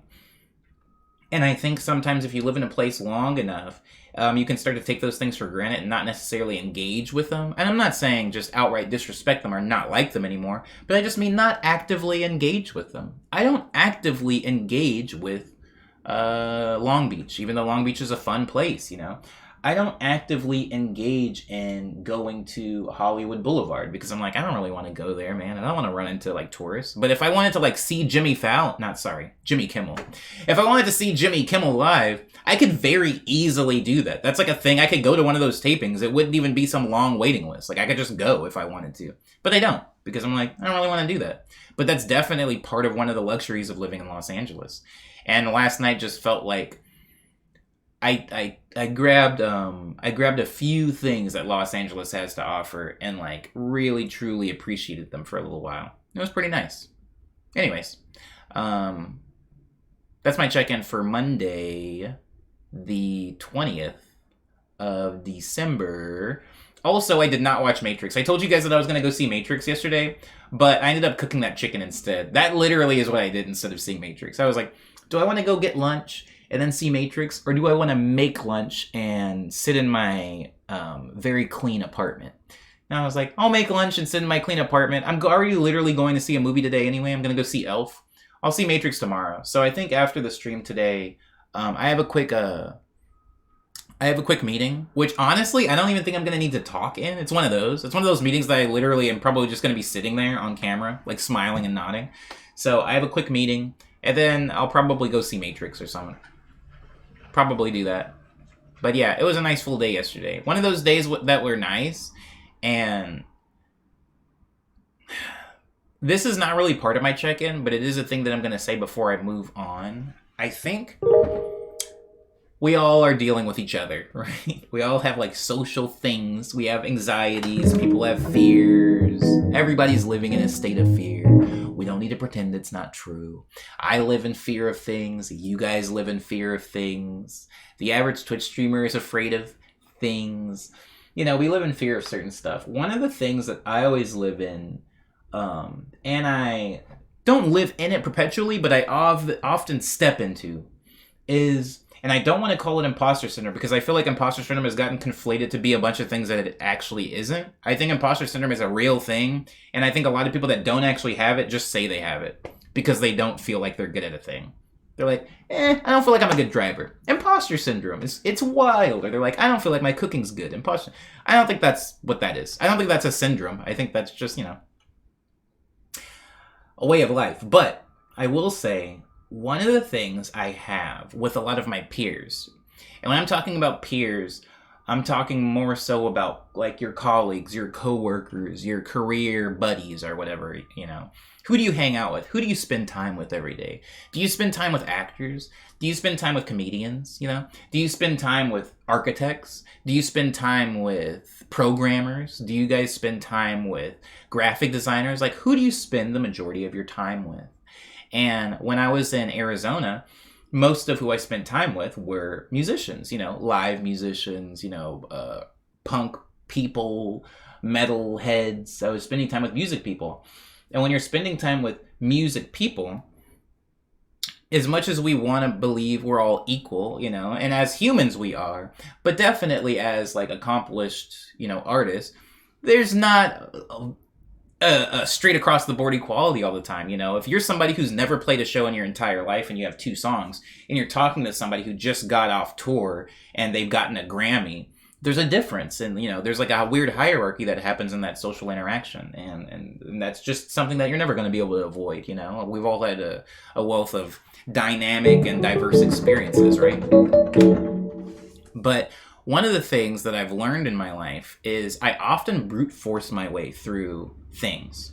I brute force my way through music, or I'll brute force my way through the Los Angeles housing market. I'll brute force my way through Twitch. I'll brute force my way through just about everything. And when I say brute force, what I basically mean is I don't really do a lot of research beforehand. I just kind of go, I like this thing, or I care about this thing. I'm going to pour passion into it and figure out the rest later. I'm going to care a lot about this thing, and I'll figure out all the rest of the stuff, in time. And I think that that's a thing. I think that that's a thing that has been so normalized to me now. It's been normalized. A lot of people, when they are getting ready to engage in something, they want to watch a tutorial video, or they want to read a book. They want to take a class. They want to be accredited. They want to get a license. They want, do the thing. I usually just want to pour a bunch of like time and passion into the thing and then hope it works out. Sometimes it works out, and sometimes it doesn't. But what it creates socially is this weird hierarchy between me and a lot of other people, where I constantly will look at their accolades. I'm like, this person's on G4. This person's on G4 Tech TV. This person's on television. They're doing the thing,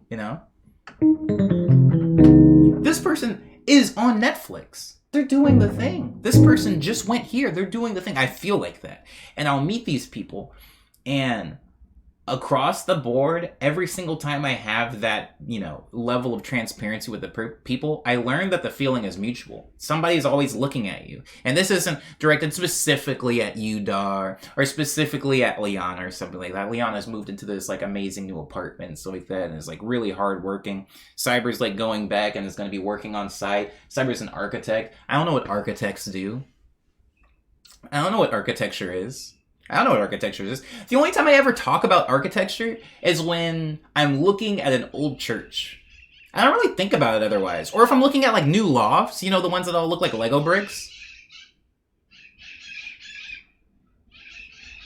Screw those, right? I don't like those. I don't think those are pretty. So I look at them and I go, I don't really like modern architecture when it comes to apartment buildings, but whatever. I don't really know a lot about architecture. I don't know anything about that. But I think you guys all have, like, things that you're doing. You're all, like, really good at something. But somebody's always looking at you going, wow, you really did the thing. How did you figure that out? You're so smart. You know so much about things that I don't, you know? I look at people who cook. I cook every day and I love cooking, but I look at people who cook, you know? People who cook. Like that chef we rated into that one time, John Green or John Reed or something. Ron Green. And it's like, he knows food. Like, that man knows how to make food. And I look at him like, oh, I love cooking, but I'm not an expert like him, you know? Or you'll be hanging out with one of your friends and you're like, I like playing basketball, but this fool is literally like on the Lakers. I don't know basketball like him. It's different. And I just, if I can project and also excuse at the same time everybody in the chat, like, try as best you can, just let go of that stuff. Because people are looking at you with the same thing. People are looking at you with the same thing. All of the people that I went to that thing with, everybody that was at the Elf movie party last night, without mentioning any of them specifically or what they do, they're all very accomplished. They're all like very accomplished in TV or very accomplished in gaming or like game dev, not game playing, but very accomplished in game development, very accomplished singer. And it's like, I always feel like I'm the weird brokey that just like wandered in off the street and they're like, who is that one again? Who invited him? But it's not that way, you know? When I was talking to them afterwards, it's like the exact opposite. Like, they have the same feeling towards me where they're just like, yeah, man, like, I don't really do anything. It's really cool that you showed up, though. I didn't think that you would show up. And I'm like, yeah, I'm going to show up. I don't have anything else to do. It's a Monday night. So, anywho, I hope that connects with literally at least one person. If it connects with one person, that's cool. Scrolling up a little bit to see what I missed. Dard finally gave me a check-in. I guess we are still in the check-in. Dard's check-in says, check-in of the future. I'm starting to learn piano again. I don't really want to do it at the traditional way, so I'm asking how you did it. I know you just kind of failed upwards into skill. I don't like that. I resent that comment. I want it stricken from the record. Dard says, but what does that actually mean in practice, I guess? I touched on it a little bit when I was talking about literally taking a bucket of passion and just pouring it into things. But Dar, if I'm being honest with you and trying to give you terms or words that I feel like will actually help, I would say be passionate about the thing, and maybe if you're not trying to go about it in a traditional way, surround yourself with it. I know you listen to a lot of music, but I mean live in a lot of music. Hang out with some musicians. And I know that's easier said than done. You can't just one day go, I would like all my friends to be musicians, and then materialize or manifest musician friends. But really physically try to put yourself in the way of music. Think about all the people, Dar. Think about all the people that have a weird skill or a cool skill, or being bilingual, and it's how do you know how to speak Tagalog? And they're like, I'm Filipino. My parents really don't know that good English, so they spoke Tagalog to me. Then I went to school with freaking homies like you that spoke English, so I know how to speak both languages. I just was immersed in the thing. You know, honestly, Dar, music was like that for me. I brute forced it by joining a band lying. I lied to a band and told them I knew how to play bass, and then I just tried to learn along the way. But at that point, I was hanging out with musicians, and I was learning things. I was learning about how to tune a guitar. I was learning, what an E string was. I was learning so many things, not because I was actively seeking it out, but just because it was now part of my environment. And I think that's the two-pronged, the two-pronged tool of learning a new skill, right? You have to have the passion, but also, really, put yourself in it. Look at things. Look at a documentary, listen to this, listen to that. It could really help as far as if you're trying to go the untraditional way. Because I think the traditional way is, literature and stuff like that. Learning skills, learning scales, learning keys. And these are things that I don't know. But if you want to talk about immersion, I know a lot about that. Sometimes it's hard to remember that being a creative isn't something you are, but it's something you do, says Dar. Yeah, I'm 100% on top of that. Even though I often refer to people as creatives, I think that is a very true statement because I don't think I was born a musician. I know this flies in the face with a lot of people's theories about being born with a talent or being born with, and I'm never trying to have that argument with those people because I think that there's really no way to confirm either side of the argument. So I'll never really die on that hill, but I personally don't feel like I was born a musician. I don't think that I have some special gene inside of my DNA spiral ladder that makes me good at piano. I don't think that. I think that it's just a thing I do. I think it's just a thing that I decided I liked, and now I do it. And there's a lot of things that I also like, Dar, that I just don't do, and now I suck at them because I don't spend any time developing skills in them, but I love doing them. Ice skating. I love ice skating. I feel like I'm flying. When I ice skate, I feel like freaking, what's homie's, Yamaguchi? What was her name? Is she dead, by the way? Cyber says, my boss just wanted to wish me a Merry Christmas. How nice. Thanks, boss. Hey, Hans. Cyber also says, I think your DNA is made of piano keys. I would love that. I would love that. I would love that if we could get that. If we could get that under a microscope, confirmed. I think the measure of your interest being honest. I think to the measure of your interest being honest, says Constrano, you will naturally align with those kinds of things. Omni gives very good advice, but it only works if you are a true, honest person, open to what you really want from the bottom of your heart. Constrano, one of the most difficult things that I've learned in life isn't figuring out what I want to do. Everybody is always like, I don't know what I want to do with my life. I'm 23 and I don't know what I want to do with my life. How am I? And I'm like, man, there's like 50-year-olds that don't know what they want to do with their life. Don't worry about that. You're not supposed to do anything with your life. You're just supposed to like not die until you do. So just like have fun, I guess.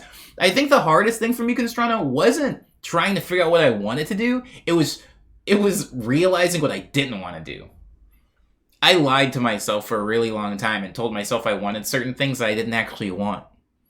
As silly and as childish as it is, Constrano, there's a lot of times in my life, even within my music career, where I saw somebody else get something and I saw how happy they were, and I wanted the thing because I just assumed it was going to also make me happy. I have lost sleep, Constrano. I've spent thousands of dollars and tens of thousands of hours chasing things that I saw somebody else had, and then I got the thing and I was like, oh crap, I don't want this. Or I've gotten really close to getting the thing and I've been like, wait, what am I doing? What?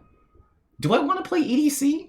Is that why I'm here? Did I actually move out to Los Angeles for a chance to play Electric Daisy Carnival? Is that what I'm here for? And I'm like, no, I'm not. I hate festivals. Why would I want to play EDC? And then I've actively said no to things. I've like worked for something for 3 years and then somebody offered it to me and I was like, actually, no, thank you.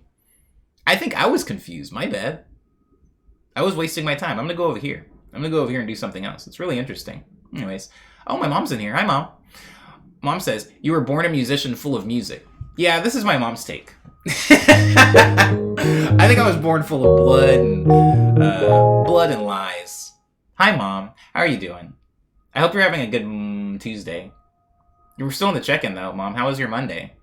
Amiibo says, you always felt expressive in the arts, though. You once told me you were interested in graphic design or illustration. Yeah, Amiibo boy. I didn't always feel good about music. There was actually a lot of times where I actively didn't like music. And I don't mean like one of those people that's just like, I hate music. But there was a lot of time where people were like, hey, don't you think you would want it blank, blank? You know, I was like, no, not at all. There was actually a time specifically where my mom got a piano. Or a keyboard, not a piano. We had one, you know. There is a piano in the house. And guess who never played it? Me. I didn't want to play it. I didn't like it. I didn't want nothing to do with that thing. I wanted to play video games. I think that I didn't like music for a long time. And there's a very specific thing that music represents to me now that is good.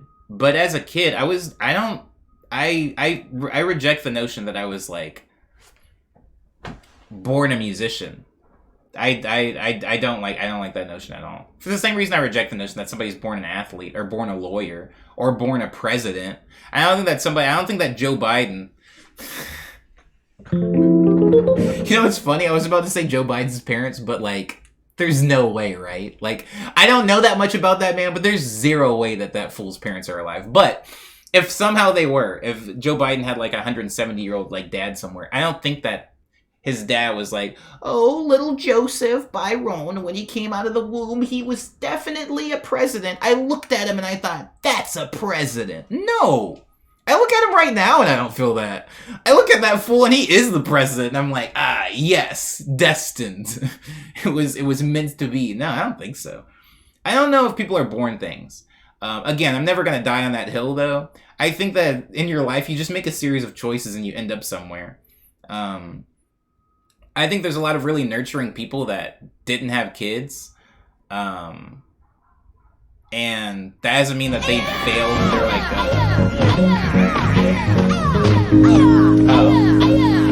Cyber's doing it. Cyber's doing it. I'm gonna finish my thought though really quick. I think that people have cool potential sometimes, you know? If somebody is really tall, maybe they have potential to be a basketball player. How many times have you got, like, if anybody's in there, how many times have you seen a tall person go like, nah, I don't like basketball? And everybody gasps because they're like, but you can reach it. But you can reach it.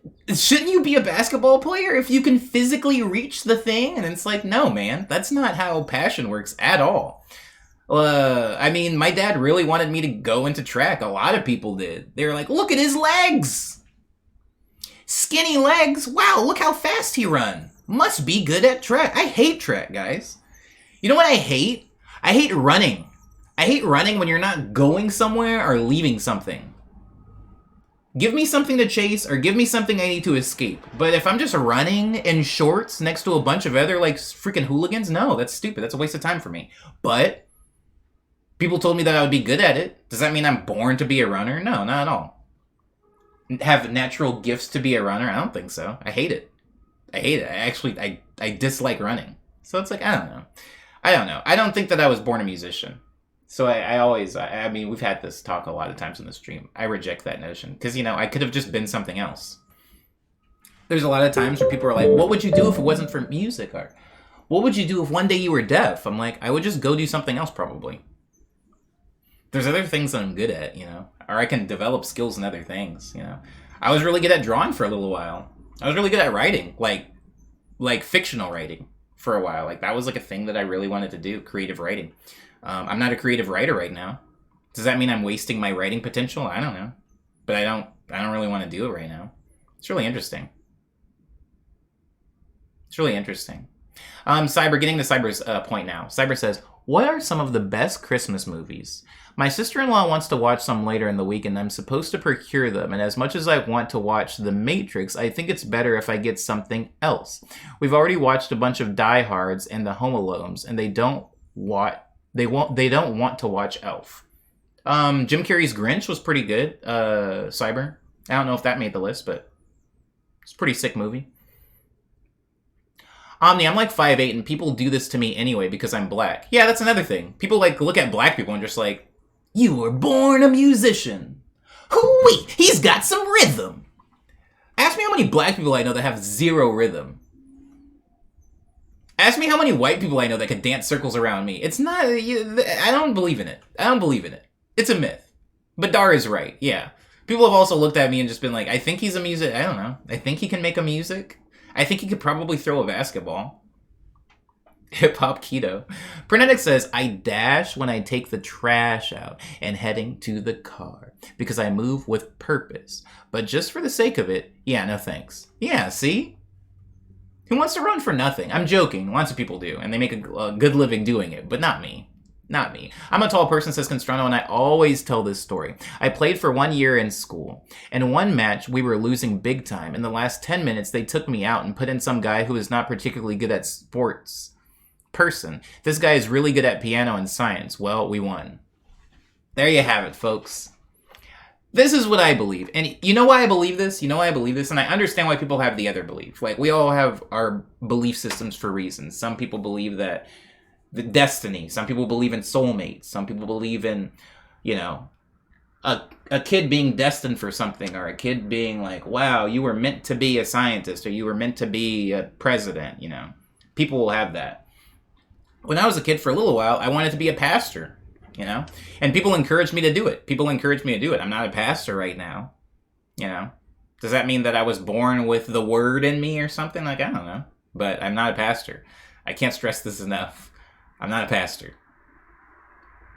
I guess every Twitch streamer is kind of a pastor of, like, lies and rubbish. But anyways, no, the point that I was actually making is, I think the reason a lot of people think this is because they want to believe in some type of order and not necessarily just chaos. And I welcome that because nothing's scarier than chaos. But the reason that I particularly align with a more chaotic theory when it comes to what people do with their lives is because you can set yourself up for a lot of disappointment.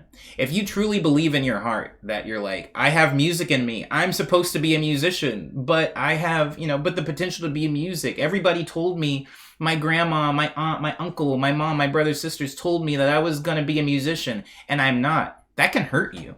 That can hurt you, and literally for no reason, You'll be hurt for no reason. If everybody keeps telling me that I'm supposed to be a track star, and I fail, it can, hurt a little bit. And it doesn't hurt because I've actually failed anything, or because I've lost potential. It just hurts because I kept telling myself something, and now I'm having to face a reality in which that thing isn't true. And so I just never give myself the option for that. I think we're just alive to live, y'all. I think we're alive to live, and I think if I really dedicated myself to it right now, I could be a pretty good chef. Like a good one. I'm not talking like, oh, my boyfriend cooks for me all the time and it's great. I'm talking like a good one. I could be like a chef that people travel distances to eat what I got cooking. I believe that that's an actual thing that could happen if I just put my mind to it. I think that if Cyber was an architect and was just I just really want to be the music and really put the time, put the hours into being a producer or a composer, and Cyber could be a bigger musician than me. And when I say bigger, I just mean reach more ears, perform more shows, people care about them more as a musician. I think it's possible. I think Cyber obviously has passion. I think that's all you need. It's like putting gas in a car, If you can funnel your passion into things, I really think it's hard to stop you. It's hard. It's not impossible, but it's difficult. I'm into music, but it would be a complete reset for me, says Cyber. I agree with this. I do think it would be a complete reset. The Grinch? That's it? No one else in the chat have any recommendations? I know y'all have Spirit and Saint Nick. Christmas movies. The Grinch is a good one.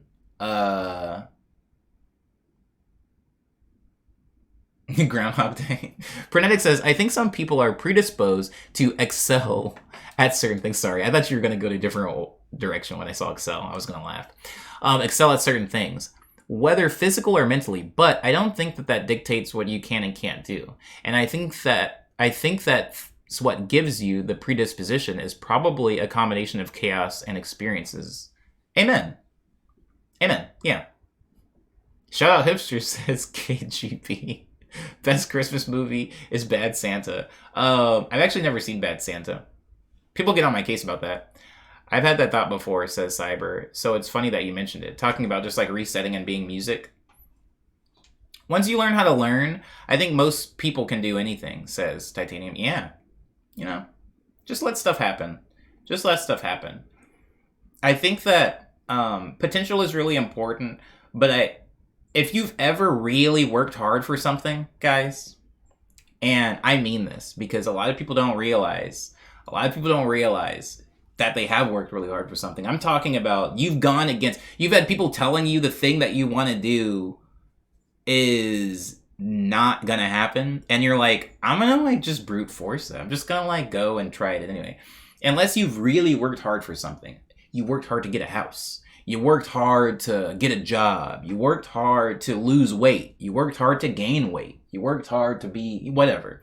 Whether you've really worked hard at something, you poured literal sweat and actual tears into something, then you'll understand why I don't like when people say you were destined for something. It's a very easy way to shave off a lot of hard work, If I keep listening to interviews where Robert Downey Jr. or, Keanu Reeves or whoever is yeah, I was just destined to be, I had the actor gene. I think what they do is they set up a lot of people listening to them to underestimate the amount of work that goes into being anything, If I think that being a musician is as simple as being born with the musician gene and then walking out and picking up a musical instrument I'm a natural. If I think that it's that easy, then it's going to be really devastating when the industry gives me a few gut punches in a row, which, it's really been body slamming me for the past few years. And so I don't have to believe that. I kind of reject that notion. I'll say that RDJ got lucky having a director and movie producer for a dad. I think, Titanium, that Robert Downey Jr. got extremely lucky and also very unlucky by having his dad. His dad wasn't the best person. And I think we all remember when Robert Downey Jr. was like, remember pre-Iron Man Robert Downey Jr. when I was like, I think this man's gonna die in the next few years. I think he's gonna like overdose on something. He is a mess. Remember when he was just in prison? Remember when Robert Downey Jr. was like, for over a year, was just literally locked up? Like, I think, yeah, it's like, it could have really gone either way for that dude. We could live in a world where Robert Downey Jr. is dead, and not because somebody, like, snuffed him, but because he was just living like an actual lunatic. And the world hated him. There was a time, I love it because kids don't get this, because they're just maybe a little bit too young. There was a time where the world saw Robert Downey Jr. the same way they saw Charlie Sheen. Remember how we felt about Charlie Sheen? We were like, that dude is garbage. That dude's garbage walking. And if he dies, none of us will be surprised. That was what Robert Downey Jr. was for several years. And the Iron Man was the redemption arc, says Cyber. Yeah, Iron Man really, like, he literally got casted in Iron Man, and we saw that fool, like, become America's sweetheart. What a weird, like, what a rare story. That, like, never happens. Why are we talking about Robert? Oh, yeah, but Titanium's right. Yeah, like, Robert Downey Jr. was like, the reason Robert Downey Jr. is in the business is because his dad was in the business. The reason Jason Bateman and Justine, Jason's big sister from Family Ties, are in the business is because their parents were movie producers and directors. Like, that is a thing. Nepotism is a thing. Let's not act like it's not a thing. What did I walk into, says Kanto Tilapia? A nonsense conversation. Klaus movie. Okay, got it. Klaus movie was really good. Who recommended Klaus? Whoever just recommended Klaus to Cyber, that was an amazing film. I didn't even think about it. It's a really good movie. I don't remember anything from it, but I do remember it made me feel good. Constrano says, I have natural talent for math. Big time. Same, Constrano. I spent early teenagehood. I love teenagehood as a word. I spent early teenagehood chasing that because I was lazy. Oh my God, we're very similar. I didn't want to figure out what I wanted, but rather what was going to be easy and handed to me. Ooh, I don't know, honestly still, but I realized eventually that what I wanted was art, writing mainly, and so far, I still thank myself for having the guts to take that turn. Constrano, I literally was so good at math that I tested into, the marketing major, in college. And the reason I did it is exactly like you said. I just didn't want to fight. I was like, if I'm already good at something, why would I want to go against that? Just go through life doing what's already easy. You know what actually wasn't easy, Constrano? This piano, being a musician, was way harder than the things that I had a natural knack for, which was math, But here I am. The funny thing about math and music is the things about math that make music easy, I actually don't employ, right? Like, I don't actually spend time learning, metrics and time signatures and stuff like that, when actually somebody with my math brain should probably focus that. Yeah, you missed my comment earlier, but my skill in art only showed up after I'd spent years doing it just for fun. It's not like I was good at it as a 5-year-old. Yeah. Please, guys. Please. Preach for me. Preach for me. A show I watch defines destiny, says Dar, as an active process, a thing you work towards. You make it your own. Destiny isn't predetermined. It's just what you were meant to do, and you made the choice that you were meant to do it. By doing it. I like that. Kind of like a self-fulfilling destiny. I like that. I'm a fan of this. A lot of people don't know him. A lot of people don't know him pre-Iron Man, says Titanium, for sure. Yeah, it's really weird. A lot of people only know Iron Man as the one we all love, but whew, did America hate that man. America hated that man, and they had a good reason for doing so. He was a horrible person. Beautiful. Cold Crusher says, bye, Omni. Bye. Thank you for being here. I appreciate you. I appreciate you for giving me just a little bit of your time this Tuesday. I recommended Klaus, says Lindsay. Thank you, Lindsay. It's a very good one. It's a very good recommendation. Amiibo Boy says, the hobbies and crafts that are difficult to master are what I tend to gravitate towards. Wanting to level up in different art forms, says Amiibo Boy, who is currently carving wood. So yeah, you don't need to convince me. Jesus Christ, that is definitely leveling up. That's definitely something that is a difficult art form. Not a pick up yesterday and master it tomorrow. The only pre-Iron Man thing I know, says Dar from RDJ, is Tropic Thunder, which really doesn't help in his case of controversy department. I would say that Tropic Thunder, Dar, was actually already after his redemption arc. Um, um, pre-redemption arc. Robert Downey Jr. pre like Iron Man stuff. A Scanner Darkly. A Scanner Darkly was technically during the time where Robert Downey Jr. was like starting to try to fix things, but still wasn't quite there yet. If you've seen A Scanner Darkly, I don't know how he got away with that. To be honest, says Cyber. I was thinking about that actually. I think that Tropic Thunder. The reason that Robert Downey Jr. got away with Tropic Thunder was because the black community allowed it. It's as simple as that. The black community allowed it. It was a different time, and I don't want to get into political talk, but I will say that there was a time, particularly in comedy, where there was characters like Robert Downey Jr. or characters like Jim Carrey who would do a thing that could have been offensive, but the way they approached the thing was done with so much care. Like, it's really easy to today, especially in 2021, especially if you weren't alive, and like I saw Tropic Thunder opening weekend. It's really easy to like look back at Tropic Thunder and like see like excerpts or line cuts or like screenshots and be like, yo, what were y'all doing?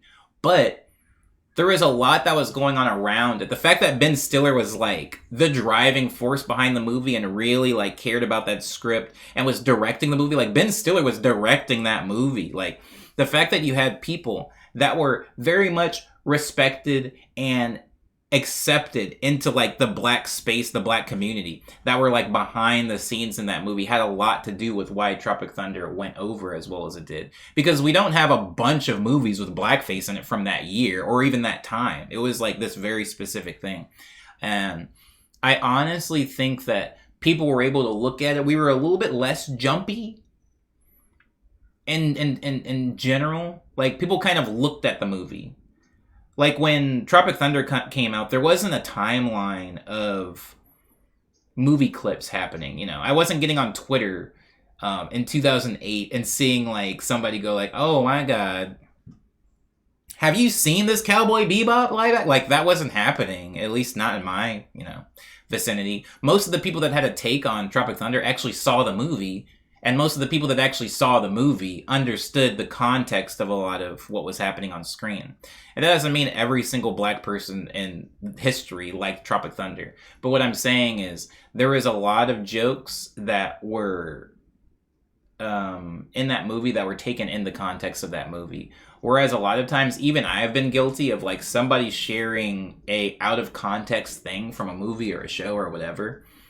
And I've been like, yikes! And then I've looked at the thing and I've been like, oh, lowercase yikes. I actually hate White Chicks, says Dar. White Chicks came out, yeah, like that's another thing. Like, a lot of people usually bring up like Whiteface and White Chicks versus Blackface and Tropic Thunder because they happened around the same time. I will say that White Chicks, the reason that White Chicks was funny wasn't actually because of the white face. There were jokes that actually do hit in White Chicks. Most of them don't. Wayans brothers had definitely are outside of their era, but I think that the things that make White Chicks this like movie that we still talk about today actually isn't the white face. There were a lot of scenes in it, like Terry Crews went so hard in that movie and he wasn't doing whiteface in it. Like, that movie really made him. And so when we think about Tropic Thunder, a lot of times people are like, oh, the Robert Downey Jr. blackface. The Robert Downey Jr. blackface. But that movie was huge. And there was so many, like, if you actually sat and watched the movie, you'd realize, like, oh, that part of the movie is actually, like, one, in context, makes a lot of sense. And two, is not, you know, like, today, the way people talk about the movie, you would think that the movie is, like, Robert Downey Jr. in blackface is the main attraction. Like, the movie's about him and his life in blackface, and it's just not. Terry Crews is adorable, says Sky Moraes. Terry Crews is adorable. We beat up on him. We being, like, popular society beats up on him a lot, but, like, he's fine. He's fine. Yo Mama jokes and White Chicks are forever embedded in my brain, says Kanto Tilapia. It was definitely a cultural moment. It was definitely a cultural moment. Why did I get auto-modded? Dar said, I actually hate White Chicks. And is like, why did I get auto-modded? You think for a second Twitch Automod knows movie titles? Talk about context. God darn. You're creating the narrative we're talking about. Like, that taken out of context, yeah, it's like just a racist comment to leave in somebody's Twitch thing saying I actually hate white chicks is hilarious. But no, you're talking about a movie. Same thing with like Robert Downey Jr.'s blackface. It's like Robert Downey Jr. with a black face. Out of context, it's like, this is pretty horrible. This is racist. In the movie, once you actually watch the movie, it's like, this is something. To me, it's funny. But if it's not funny, it's something at least. Porcelain ladies are kind of dumb, to be honest, says KJB. At least the attractive ones. I have no take on this. Sorry if that's a bad take. I like that you follow it up with admitting it's a bad take. I have no take. As a dumb person myself. Lowercase yikes is a mood, says Sky Marie. Lowercase yikes is a thing. I think that, we're still waiting on the second truck. For anybody that's like, why is he going over? It's because I'm waiting on the second truck. But I do just want to say, guys, remember last time that the second truck was really late? The beeps were high. I'm not trying to coach you guys. I'm just saying the beeps were high last time the truck was late, so maybe, I don't know. That's arguably on par with the blackface, says Cyber. The bigger thing, Tropic Thunder, is also the Simple Jack thing. So, the funny thing is when Robert Downey Jr. talks about Tropic Thunder, he was like, when I did that movie, people were so upset about the Simple Jack thing that nobody actually got on me for the blackface until like 10 years later. And that in itself is kind of funny. Like, the way like time shifts and what we like, what is more offensive or what is like more acceptable as time goes on. But yeah, I'm never going to tell anybody that they shouldn't be offended by Tropic Thunder or that it's a good movie. And if you think it's not a good movie, then you're wrong. I'm never having that take. That's not my take here. My take here is that I enjoyed Tropic Thunder. And I think it had some really good things to offer. Me personally. Everyone can be upset about everything all the time now, says Dar. The wonders of technology. I mean, you can be, yeah. But one of the cool things about social media is, like, if you're somebody that would like to be miserable, it's so easy to do so all the time with no breaks. No lunch break, just misery around the clock. People at the time, I think, understood the satire, but anything divorced enough away from the source material ends up just being upsetting or controversial, says Cyber Diplomatic. I agree with this. I think that Tropic Thunder is a very smart movie, and I think it is also a very offensive movie. How about that? I think that the two things aren't mutually exclusive. I think you can be very intelligent and also be very... Wow, those birds are small. That's wild. I would use the camera to zoom in on them, but it's not going to show them. You're not going to be able to see them. Really tiny, like hummingbird size, but they're not hummingbirds. Salad says, every actor in that movie is acting max capacity. I agree. I'm not even the kind of guy that's like, yeah, man, you just don't get it, says Cyber. Like, I recognize part of the offensive is rooted in what they tried to do with the comedy. Yeah, I agree. Speaking of problematic things in movies, Kanto, be careful. Don't put us on a sled. Don't put us on a sled and get us on the luge.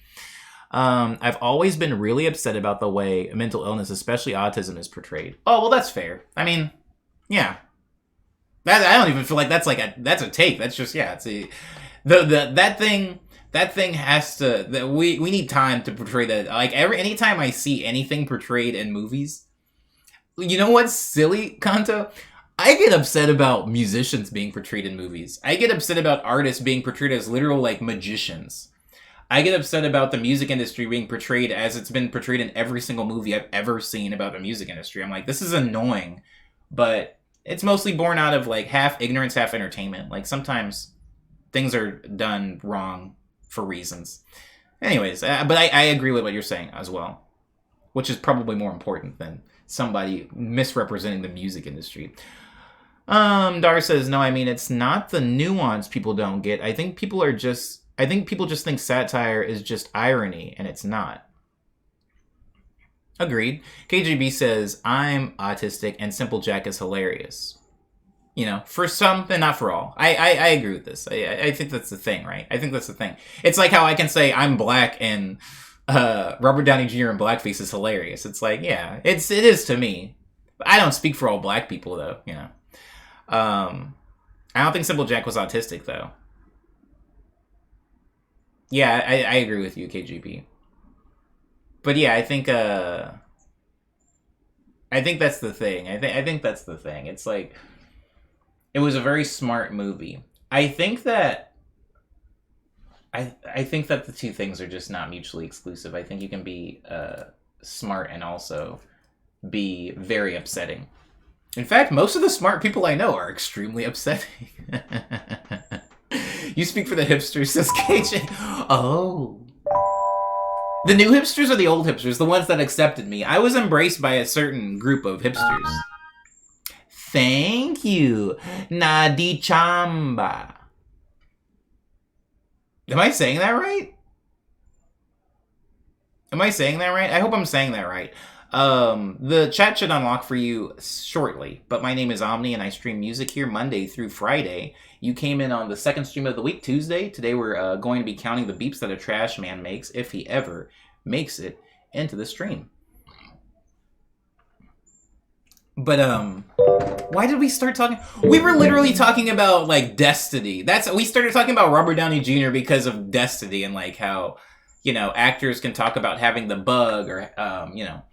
I think that the cool thing about actors, like, sometimes you can look at people that are really acting their butt off. You know, you can look at somebody like Daniel Day-Lewis, who's, like, method, and he like, transforms into different things and people. You look at There Will Be Blood, you look at the Abraham Lincoln thing, it's like, he really transforms. And then you look at somebody like Seth Rogen, and you're like, obviously not the same thing.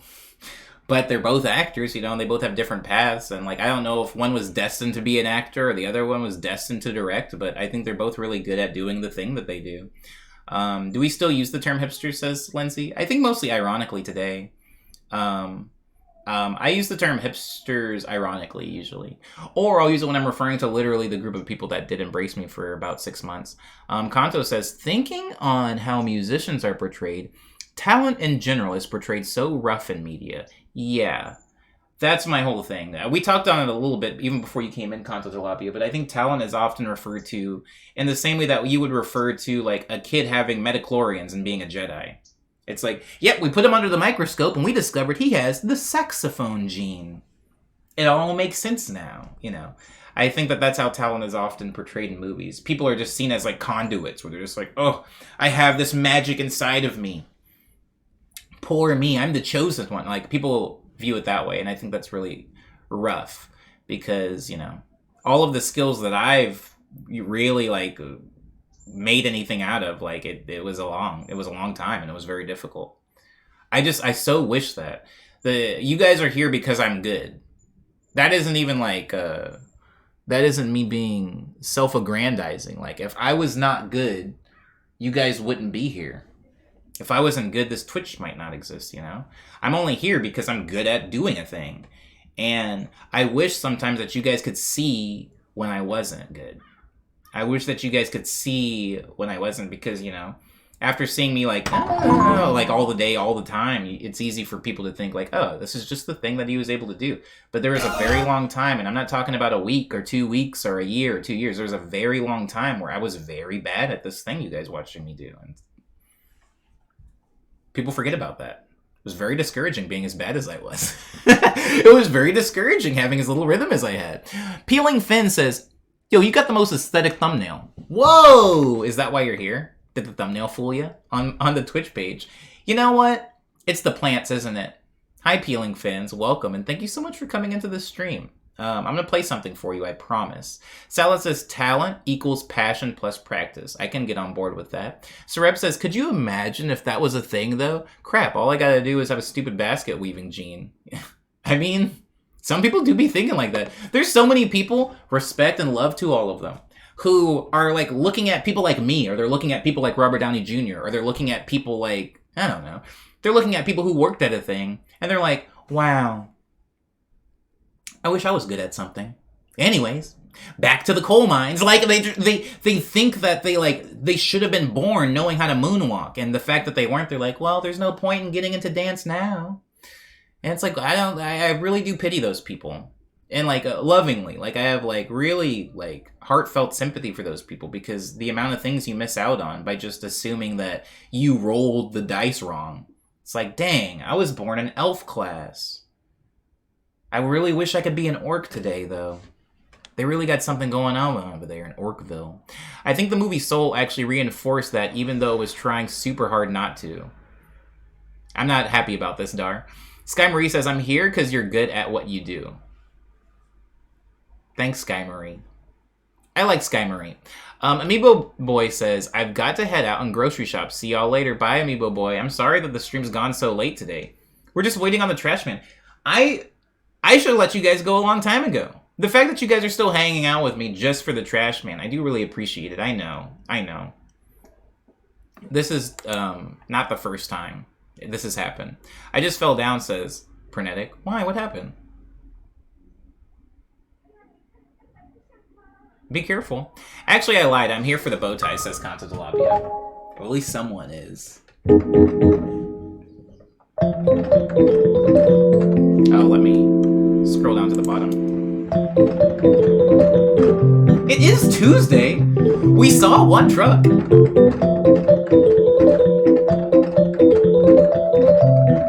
I wish I spawned with the rhythm pack. It's funny. Sal.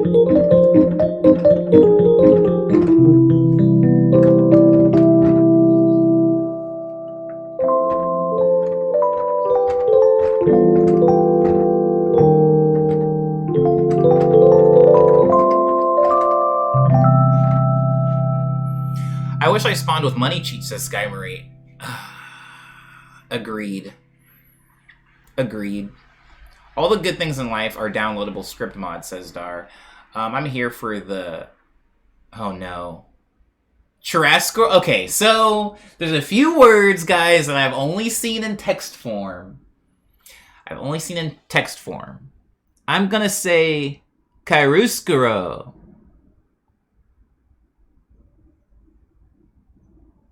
Chiaroscuro. Chiaroscuro. Chiaroscuro. Chiaroscuro. Chiaroscuro. Chiaroscuro. Oh, chiaroscuro. Chiaroscuro. Yeah? Churrasco is Brazilian for barbecue, and I'm here for it. See, maybe that's what I was thinking of. I'm here for the barbecue lighting, says Lindsay. Pernetic says, it's kind of crazy how fast you bruise and how scuffed up you get as an adult falling down into a rug and sweatpants.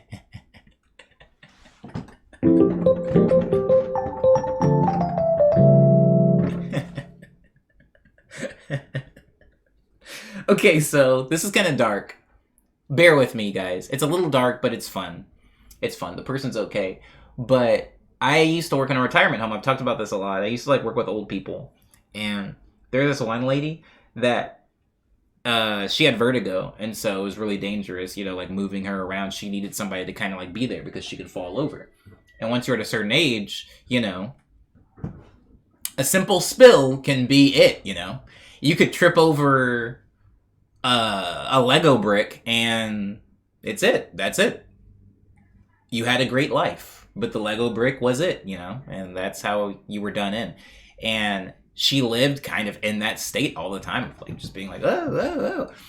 And there was one time where I fell in front of her. And it was because I was backing up, and somebody, it was actually, now that I think about it, I could have broken my ankle or something like that. I was backing up, somebody ran over my foot with a wheelchair, and I tried to lift up my foot, as a wheelchair was on, and I just fell backwards, over backwards, and twisted my ankle kind of bad, but it was fine. I was fine. And I got up, and she was like, you don't know how lucky you are. And I was like, what? I was like, I'm hurt right now. My foot hurts. It wasn't like a wheelchair. It was one of those electronic, freaking Tonka wheelchairs. Thing tore my toes up. And she was like, no, if that happened to me, I could have died. And I was like, wow. really gave me a little bit of perspective on the little spills. But you're right, Pernetic, you know. With age, the spills get a little bit more devastating. Lindsay says, it's just the fancy art term for stark contrast between light and dark. Oh, okay. I've been staying up till 5 and waking up like 12 to 1 every day. Sleep schedule is toast, says Tina. I'm sorry to hear this, Tina, but at least you're getting some sleep. It was funny, though, says Pernetic. The IRA can go to heck. For what does that mean? Sorry. What does that mean? Says Canto Tilapia. Oh, says Darta Canto Tilapia. Done in my Lego brick. Done in by a Lego brick is a thing. It's a thing. People have perished over far less. It's wild, you know? Sometimes I sneeze wrong, man. Sometimes I sneeze when I'm in like a tense situation. If I'm gonna sneeze, I gotta let it come to me. I can't be like balled up and sneeze. Like something might happen. Something might happen, man. And I feel okay being vulnerable enough to admit that. The sneeze I can feel a sneeze 15 minutes later. Anywho, still waiting on the garbage truck. Still appreciate you guys. I'm determined, I'm going to wait for him. There have been times where... There's no way that's him. Yeah, I don't think that's him. Anyways, there's been times where I've like ended the stream because I was like, I don't want to wait any longer. And then the garbage truck came like literally 2 minutes after I ended, and I'm not allowing that to happen. I'm going to wait for him.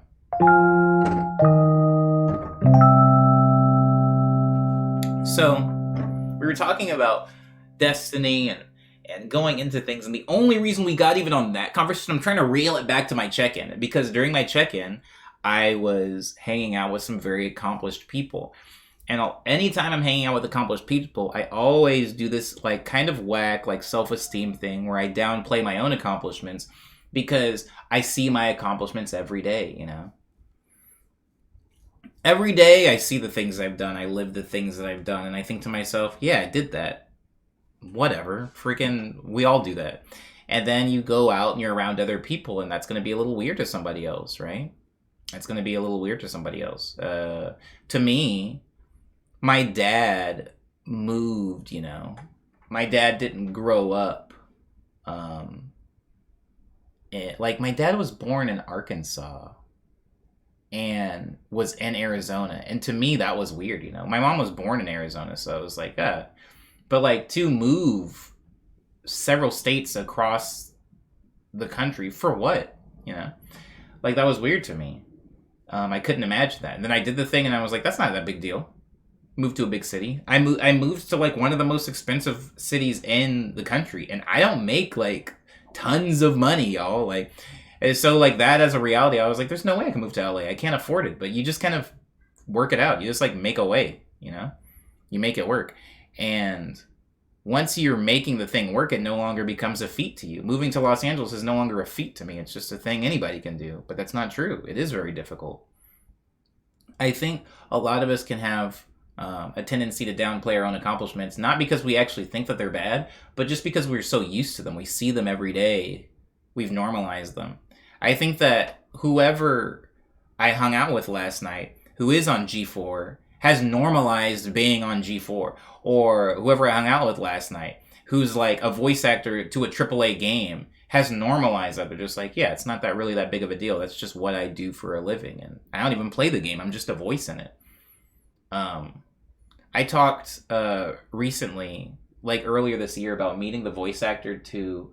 She's a friend of a friend, but the girl that does the voice for Aloy in Horizon Zero Dawn, she was at my friend's house party, and I was talking to her, and I didn't know who she was, but I was like, I feel like we've met before, and then when the person whose house it was explained to me who she was, I was like, oh, I've never met her before, I just know her voice because I've played this video game, and I've just heard her talk for hours and hours and hours, and then I finally meet her in person. I'm just like, that's so wild, you're the main character, like, you're Horizon Zero Dawn, and she's like, I didn't actually play the game.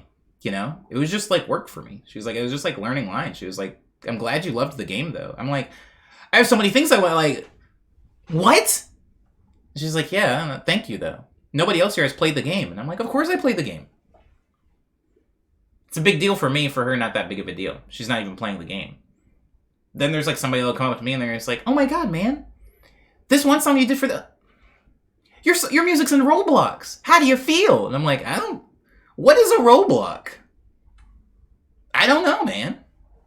It's very interesting though. But I always do that. I always do the like downplaying of my own accomplishments. Somebody's like, you played a show in Korea? What was that like? And I'm like, I don't know. Cool, I guess. I don't know. It was very nice. Everybody there was very friendly. And then I think about it hard enough and I'm like, that is kind of weird, isn't it? I don't live in Korea. It's a very far away for somebody to literally pay to fly me to. You know? I hung out with this girl at Anime Expo, and she was going off on this whole thing about how her boyfriend wouldn't fly her out. She was really pissed about this. She lived in Seattle. He lived in Los Angeles. She was like, he won't even fly me out. What kind of man is that? She was talking to me about it, and I was like, I don't know. Sounds like a stinker. I don't know. What do you want me to say? He didn't fly you out? How old are you? Anyways, point is, she was really upset that her boyfriend didn't fly her out. And I guess I get it, you know. Do nice thing for me.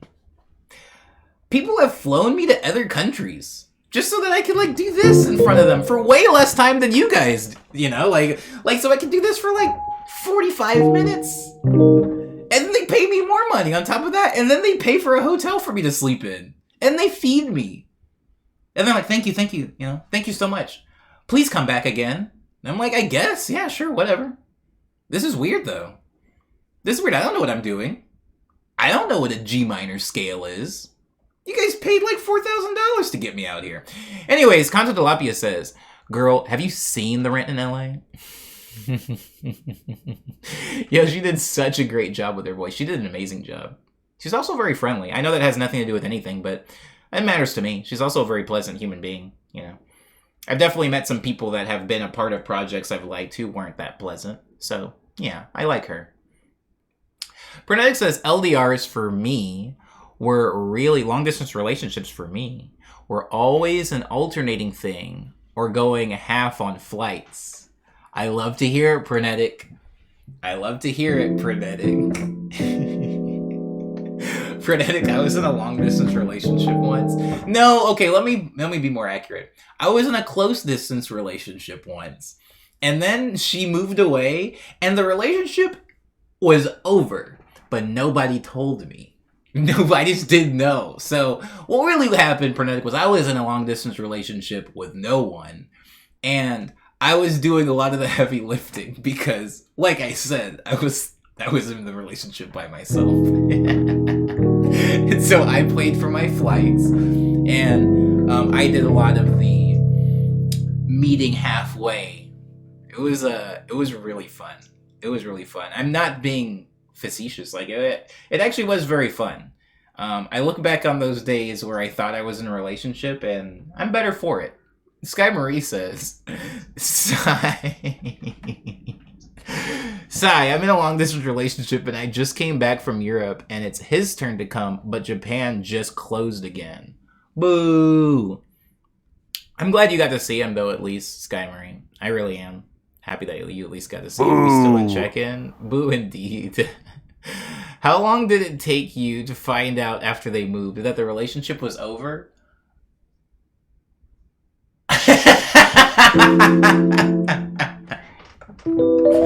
I want to tell this story from beginning to end, but we don't have enough time. The way I found out that the relationship wasn't over anymore is because the person I thought I was dating kept like encouraging me to like find new people. And I was like, what a weird thing to say. I was like, I'm gonna come visit you.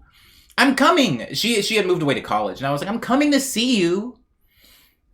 I've already bought the plane ticket. I've looked up all these cool things that we can do in town. It's gonna be so cool. I know how much you like. She really liked lilacs. That was like the thing. And I like looked up this thing in town. There was like this museum that was not a museum. It was a gallery that was specifically having like this person that like paints lilacs. I was like, we're gonna go to this thing. It's gonna be so cool. You're gonna love it.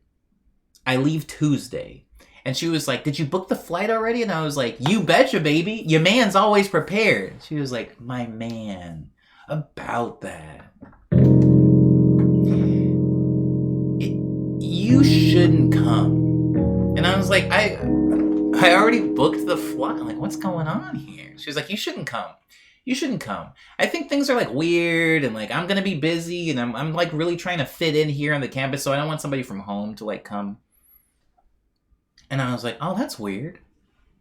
I'm gonna come anyway. I was like, it's gonna be like a movie. I'm gonna come and surprise her. Guys, I did not go. I did not go and surprise her. Cause wow. Omni knows. Yeah. I did not go and surprise her. I just, I realized that I was no longer in a relationship. I did do the thing. My like, no, it gets kind of sad if I talk about my homies. My homies were like roasting me and they were like, boy, you've been single since she moved. You got dumped. You got sneak dumped. They're like, she's like definitely at college and like meeting dudes and you are local now, bro. I was like, it's me. I'm local. But I had a really good time in that long distance relationship I thought I was in. Because like, we were talking on AOL Instant Messenger and stuff like that.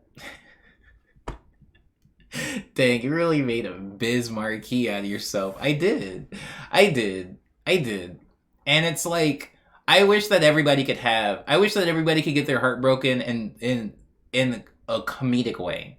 Or like, no. I hope for everyone. Not that things don't hurt. Hurt is good. But I think that if you can get enough distance away from that pain to laugh at it or look at how ridiculous it truly was, like, I proposed to that girl, guys. I proposed. Isn't that hilarious? I proposed. Imagine me today, a man of matrimony. I proposed to this person. And look at me, man. You want to know something funny? In 2016, she followed me on Twitter and I blocked her. Why'd I do that? So petty. She followed me on Twitter and I saw the the profile pic of her face and I freaked out. I was like, and I just blocked her. I was like, I don't want her to see this. Don't look at me. Isn't that funny? Wow. Spite says Sky Marie. And it was not, I didn't even feel angry. It was like shame. I don't know what I felt, but I didn't want her to see me. Repressed trauma, maybe that's what it was. I blocked her. 2016. The funny thing is 2016 is when my career started taking off, which is probably why she followed me. She probably saw something online and was like, oh crap, I know that dude. That dude tried to visit me after I dumped him. Jesse says, how do we talk about this awkward thing in the past? Question. Wow. Question for you. You already know what the question is, Psych.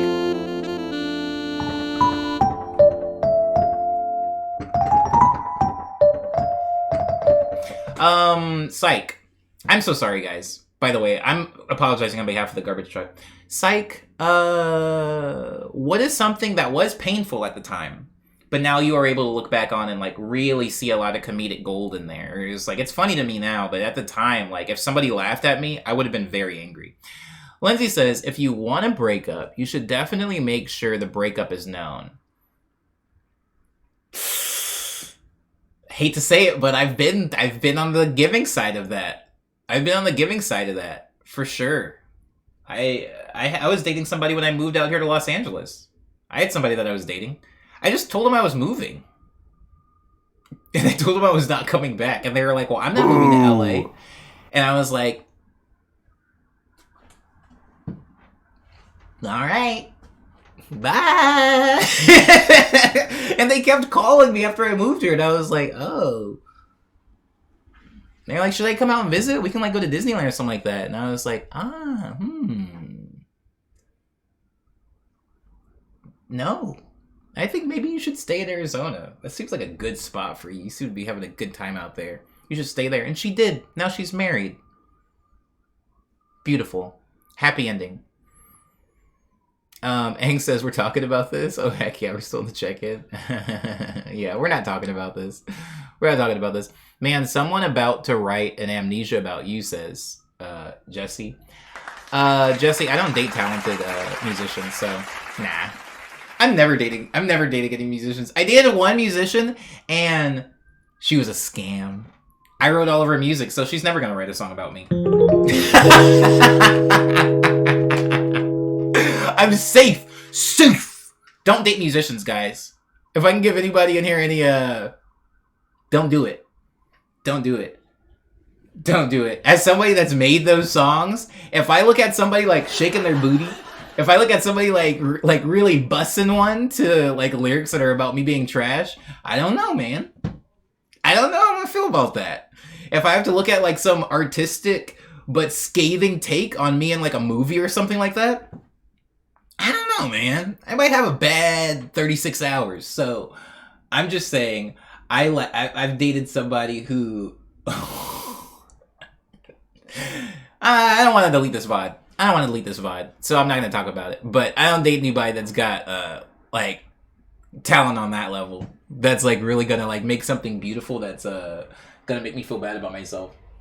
What you going to do? You're not going to do anything. She'll be fine. She can, like, maybe, like, carve, like, my name into, like, a loaf of Italian herbs and cheese at Subway, and then, like, I don't know, like, over-roast it when somebody wants their toasted stuff. I'm so mean. I'm not gonna delete this VOD, but I'm gonna stop talking about my exes now. Because it can get mean. It can get mean. I wish them love and prosperity. Freaking Subway's fine. Subway's great. Subway's a great place to work, and it's really great to date somebody who smells like it every day. I want to date a musician, but the over-under is just bad, says Jesse.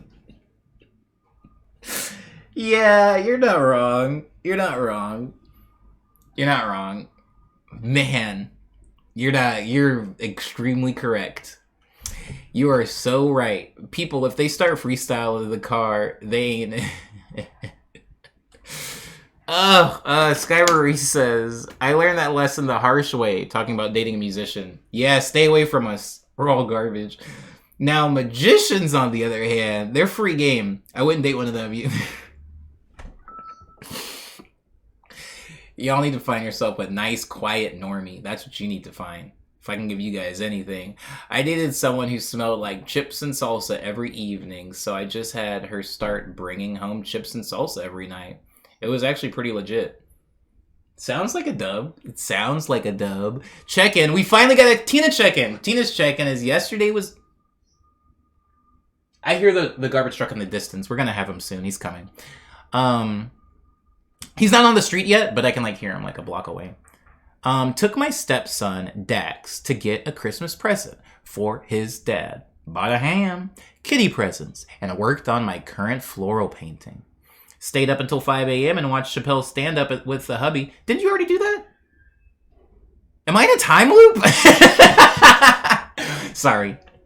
Maybe you did it again. Stayed up until 5 a.m. and watched Chappelle stand up with the hubby. He loved it. Also made some chicken, mushroom, pesto, linguine for dinner, and fam loved it. It sounds good. I do love my linguine.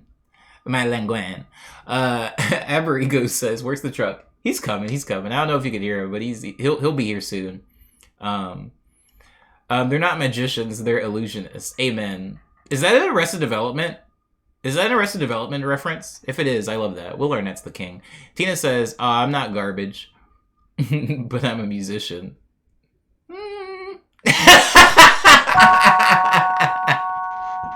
That was not a joke at your expense. That was not a joke at your expense, Tina. That was a joke at mine. I have to clarify because people will get mad. People will get mad. Last dumpster truck was so bad, says Pernek. He was also very late, so I just want to say this might not be a good one.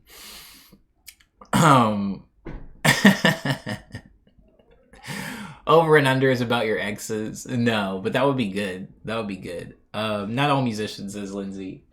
Yeah, not all musicians are bad. I just, I have had exes and I have made songs about them. Now, most of the songs about my exes are pretty chill. I'm not dropping names or anything. And to be fair, I live very close to the chest, so most of the time people don't even know who I'm dating when I'm dating them. And I do this just as much for my protection as them. Because a lot of time when I break up with somebody, sometimes I make a song about it, and I would hate for my own fans to listen to the song and know exactly who I'm talking about. I don't really want that. As much as I can be like be kind of biting in those songs, and I know who it's about, and homegirl knows it's about her, and maybe she feels a way about it, I don't want to invite everybody else in on the like joke where they're like, aha, you know. It's just not. It's not polite. And it's a thing that I've learned with time. I used to be a little bit more disrespectful in that way. But yeah, I've definitely got some amnesias and some catching ups and some whatnots under my belt. So like, I don't want any songs about me. If somebody has written a song about me and it's like scathing, I haven't heard it. And you know why I haven't heard it? Because nobody else has. It's probably not a very good song. Aberigo says, oh, you lively today. Nope, just live, Aberigo. We have one more truck.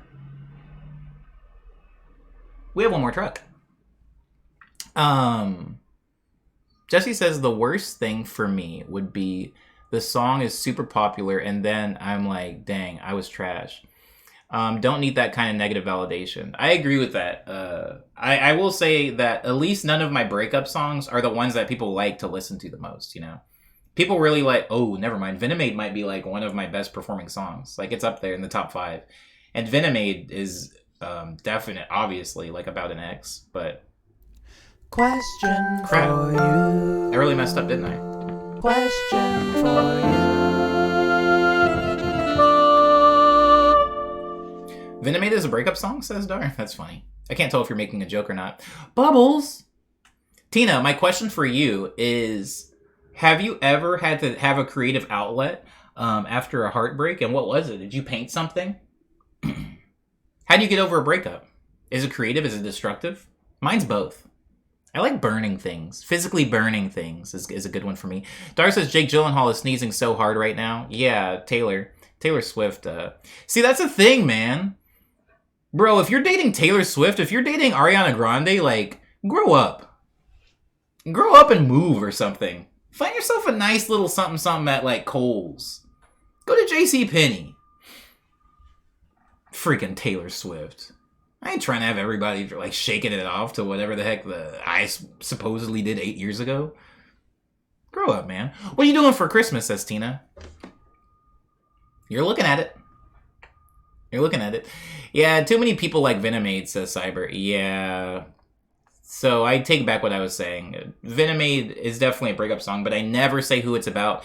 And nobody in this stream even knows who Venomade's about. Like, people don't know who that song's about, and I'm happy about that. Like, I think maybe like a handful of people that knew who I was dating at the time that I was dating them know who that song's about. But most people don't, you know, and that's cool. I prefer it that way. Bubble says, I literally broke up with someone yesterday, and I'm going through it. I'm really sorry to hear this, Bubbles. I'm honestly really sorry to hear this. You know, it can be really hard breaking up with people. I always talk about the one good breakup I've ever had, Bubbles. I've had one good breakup in my entire life, and I think that everybody should have one. I was making a joke with a young lady yesterday about how a lot of times we can think things are bad until we have a good version of the thing. People can be like, I just hate tacos, I just hate pizza, I just hate hot dogs, I just hate musicals. And then you see that musical and you're like, oh, I get it. And I think I was somebody that I didn't like kissing for a really long time. I'm still like on the fence about kissing, but there's definitely some people where I've been like, yeah. And it's not because they have any particular skill or something, like a good kisser. I don't know what that means, actually. But there are some people that I've actually enjoyed, you know, kissing. A peck here, a peck there. But that being said, I thought that all breakups were bad. I thought that there was no such thing as a good breakup. I thought that movies made it up until I actually had one. I had a very good breakup one time, Bubbles, and it changed my whole outlook. We talked yesterday in the stream about getting in fights and how much you love the person after you avoid a fight with them. When you can feel things getting heated and then it's diffused, you look at this person that was going to be your opponent and you just want to hug them because you're like, wow, it almost was bad. We've saved ourselves.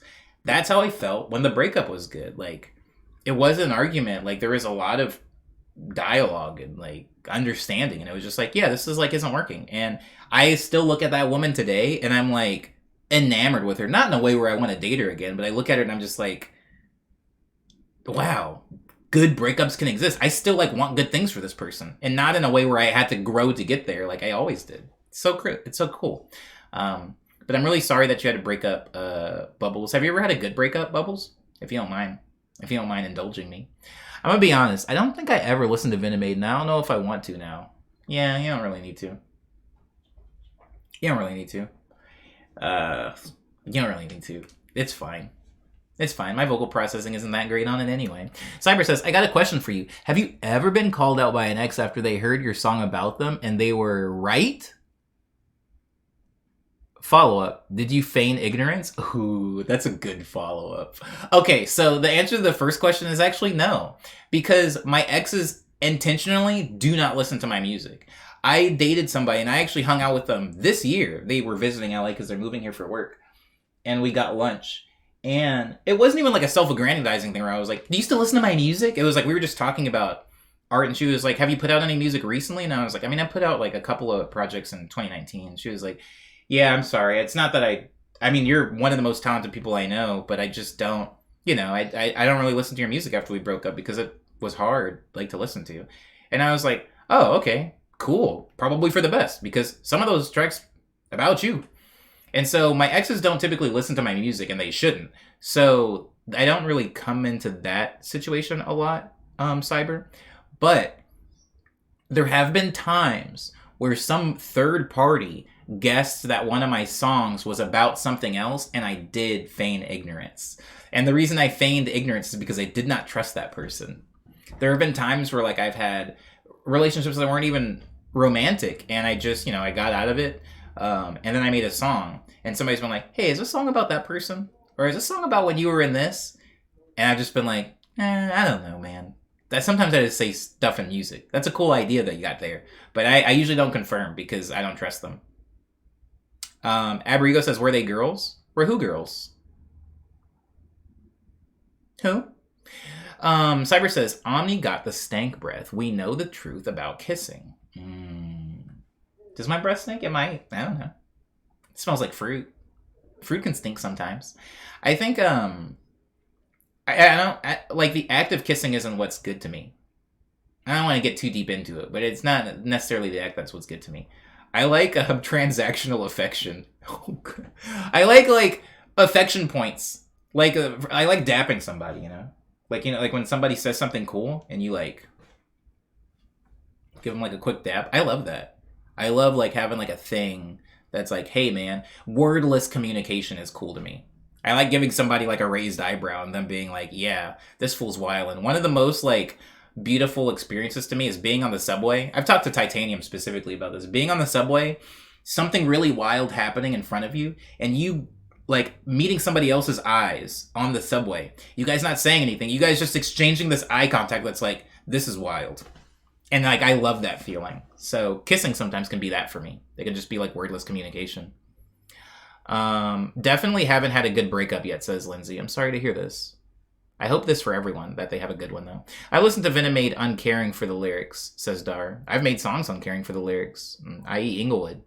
Tina says, oh man, last breakup was terrible. I was 11 years younger and less wiser. Oh, 11 years younger than you are right now, or younger than the person that you were breaking up with? I found out my boyfriend at the time was cheating on me with another girl. He was a narcissist and would accuse me of cheating all the time. I wasn't, and finally got evidence he was. I broke up with him and met John shortly after. John told me he just broke up with his girl who was cheating on him too, and the girl John was dating was the girl who was sleeping with my ex. We couldn't believe it. Cupid is funny. Way of matching. Sounds like a soap opera. I'm glad that you found John, though. He sounds like a catch. He sounds good. What's everyone's love language, says Bubbles. English is mine. I'm joking mostly. I don't know that I have one, though. I like when people leave me alone. What is that? What is that? Dead serious, not joking. Is there one that's for that? Because I don't really study love languages, but is there one that's just like, leave me alone? Because I love that crap. I like when people just don't talk to me for like long periods of time. It feels good. I don't know. In the same way, you know what I really liked as a kid? I liked it when I would go into a store and my mom would just let me, as a kid, we walk into Walmart and I'm like, Mom, I want to go to the electronics. I want to go to the video games. She's like, all right. I loved that. I loved like not feeling tethered. And I feel like I just want that from everything all the time. When I'm working on projects with people, I like it when they just don't talk to me. I don't want a Slack notification every 2 days. I just want, or 2 hours rather is more accurate. I just want to like be left alone.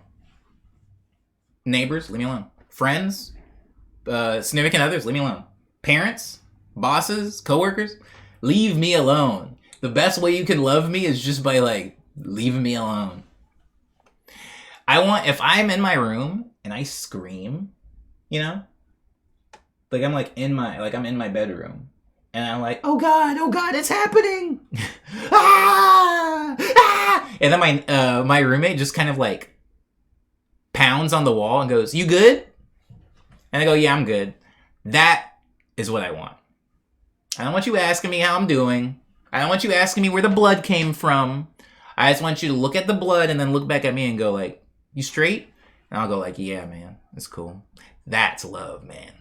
If that's one of the love languages, Bubbles, that's what I like.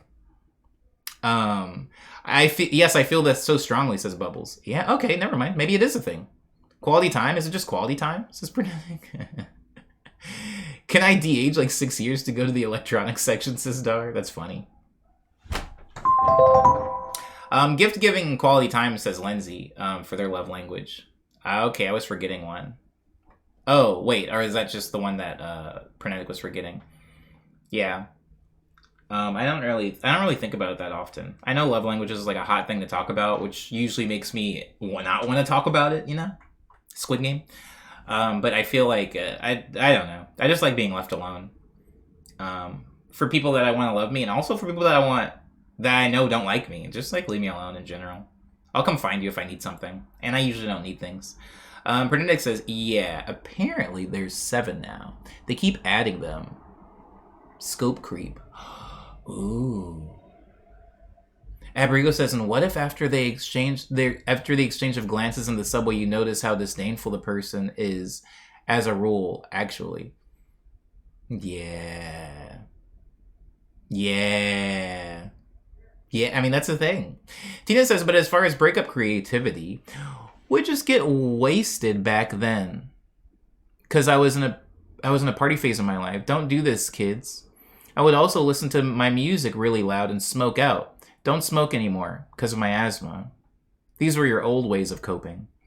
Cyber says, my wife likes physical touch, which is funny because I would try to caress her arm when we first started dating and she hated it. Now she loves it. Interesting. The evolution of love languages. Cyber says most Asian people are about service, so it's like a cultural thing. I mean, freaking, you ain't gotta tell. Whew, you don't have to tell me, man. You don't have to tell me, man. There is like a really funny thing. This isn't about love languages, but there is like a really funny thing for a long time where people were like, you know how after you get a whooping, like after your like parents like literally like beat like 2 years of knowledge out of you, and then they like just make you food instead of apologizing, or like instead of being like, hey man, I'm sorry about that, they're just like, hey, you want to eat? You hungry? And that being like a, I don't know, like a lot of things. That just being like, oh, also I'm sorry, also yeah, I was wild, like just offering you food. I remember as a kid, I would eat the food. But if I was still angry, the only way that I could punish my parents was not eating. I was like, what if I don't eat? I think I underestimated the resilience of the human body. I was like, I'm going to not eat breakfast or lunch or dinner, and then I'm going to die, and you're going to feel so bad.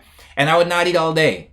And then I would not eat all tomorrow. And then I would not eat all on the 3rd day, and I was like, God dang, I'm still alive? Forget it. I'm not even mad anymore. I got to eat something, man. Like, I really thought that I was doing something as a kid, as we all did. Dar says my love language is listening to people talk for extended periods of time. I'm on the aromantic spectrum. Interesting. I do like the affection points. Affection points go pretty hard. I've been called a sociopath for mentioning even affection points, Dar, so it makes me feel good that you know at least what I'm talking about, or also want it. A hunger strike, says Lindsay. I tried it. I really did try it. Dang, Omni. You were one of those kids? Yeah. I was one of them. My mom was in here. She knows what I'm talking about. She knows what went down. My volatile way of punishing my family is not listening to my needs was throwing up, says Dar. This shouldn't be funny, but it's kind of funny. We could just both be so...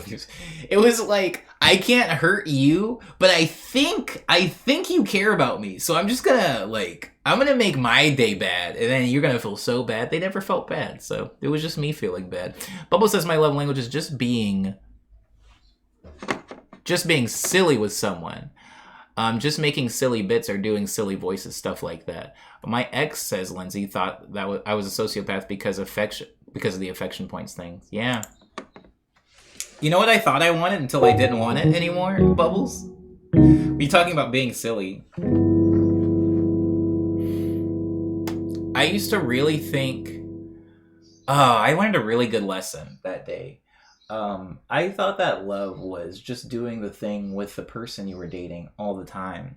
I loved comic books, so I thought that love was finding a partner who was super into comic books.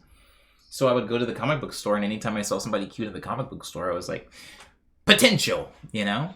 And then somebody I was dating started getting into comic books and started getting into video games and started getting into everything that I was into. And then I realized, oh, I hate them now. Oh, I don't want this, actually. I really like having my time. And now every single thing I try to do, they try to do it. And I need them to leave or something. Go do something somewhere. Same thing if I'm dating somebody and they keep trying to include me in every single thing they care about. It's like, nah, man. You go do that thing. You go watch Attack on Titan. I'll just pretend I like it, but you go watch that. I don't want to watch that with you. We've sent Dax to bed about 5 times because he didn't want to eat. Had to call my mom for advice and didn't know it was a thing kids did. Wow, yeah, that's a thing kids did. It's a thing adults do too. It's also a thing old people do. I was a throw-up child. Referring to yourself as a throw-up child is funny. Also, I thought the garbage truck was way closer than he was. I heard him. You guys heard him too. It's freaking almost gonna be 12:30. I mean, what if the subway person is so disdainful that you start to feel disdain towards the accident now trickle upon you? Somewhat unnerving. I don't know that this ever happened. At least for me. It's definitely happened, but never to me. Maybe if people would listen to me, my first response to negative experiences wouldn't have been to vomit, says Dar. I think,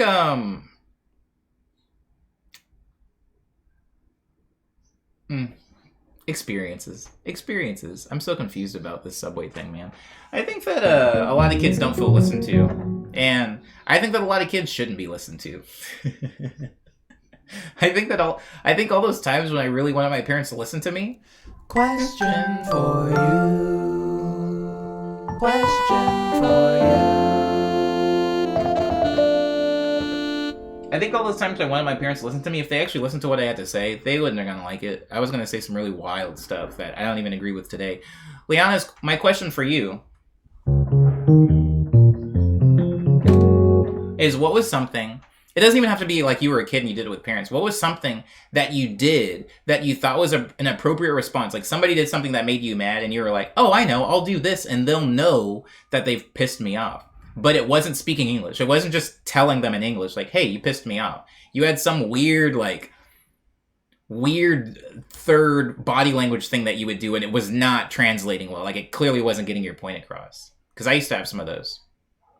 I also just have bigger emotions in general, says Dar. It's the rejection sensitivity dysphoria love.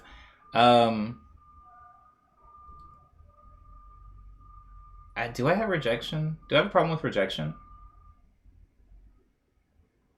Not really. Not today. I definitely did for a minute.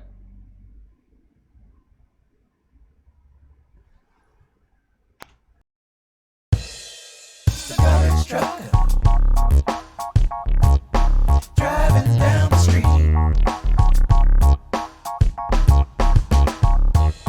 Garbage trucker.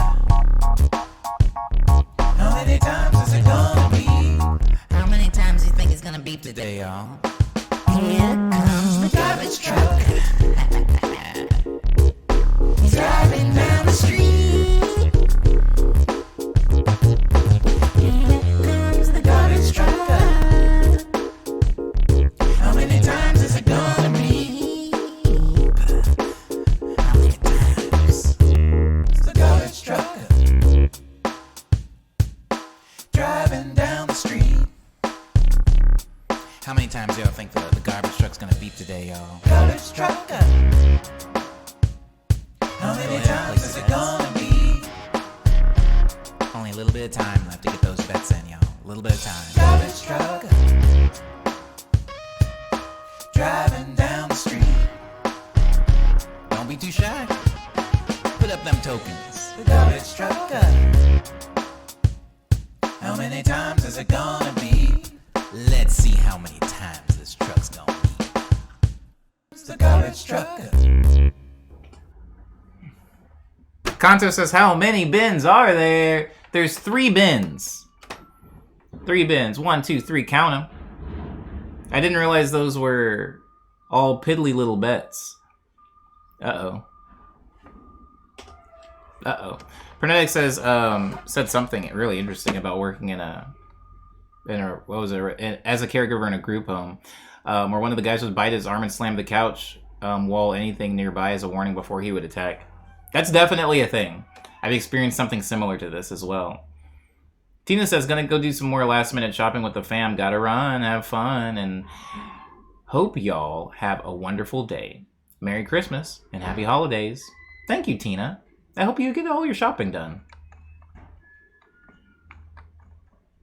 I'm impressed at Liana for launching a prediction and also answering my question for them. For parents, I used to go to my mom. Let me get the little cam up so we can see him come. Sorry.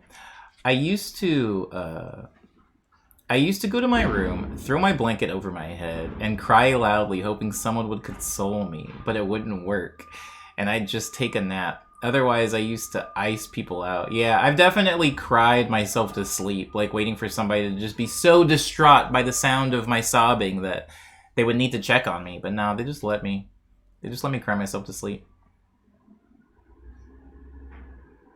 Yeah. So interesting. So interesting being a kid. I think, oh, never mind. Put a hold on that. I don't know, guys. I just don't know about this one. He's very late. He's very late.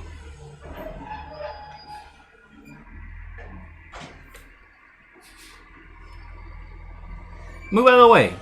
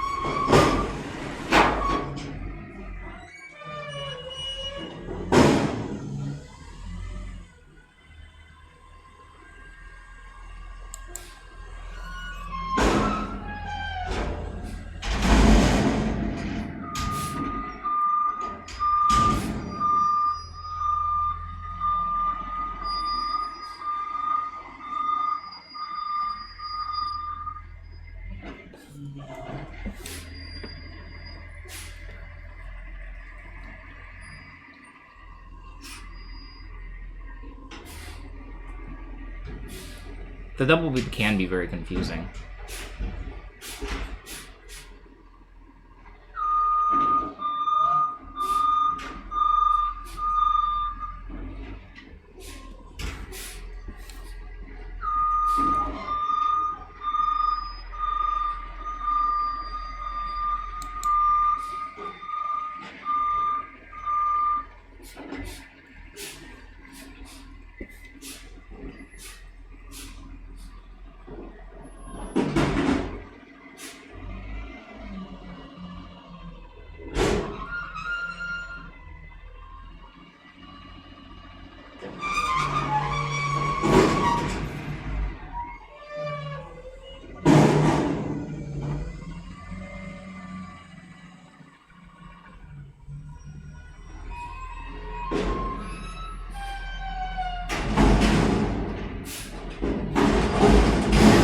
Jesus.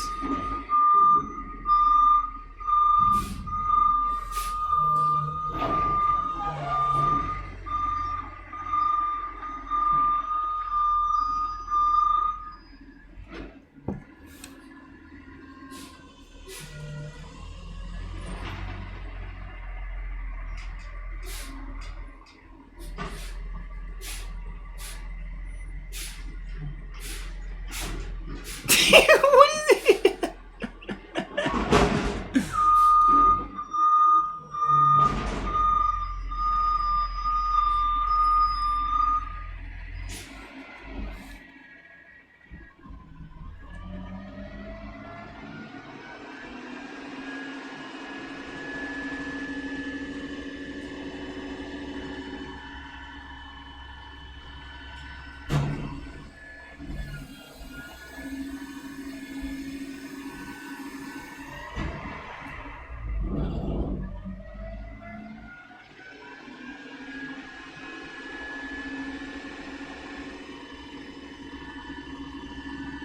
Huh.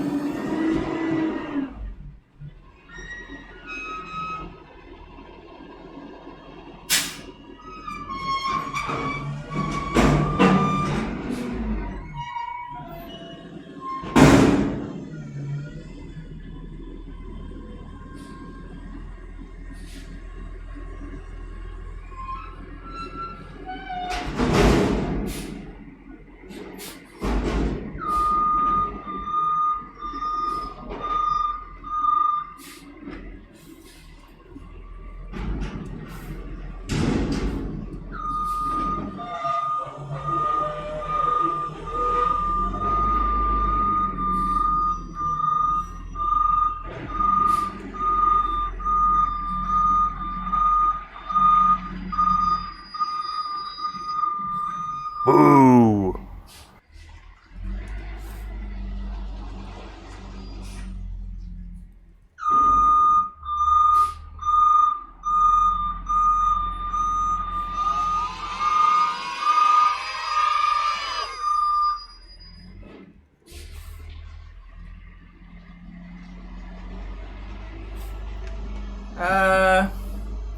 I don't know. The late ones do seem to be interesting. Like if it's because usually they come within like the first 2 hours. So I feel like if it's a late, like right now it's 12:30. Like we were supposed to end the stream an hour and a half ago, and so usually when they're late, like it does seem to be kind of high. Like the last one was 144 beeps, and he came pretty late as well. I don't know, man. Time to do the news. I think it's time to do the news. It's definitely time to do the news. Do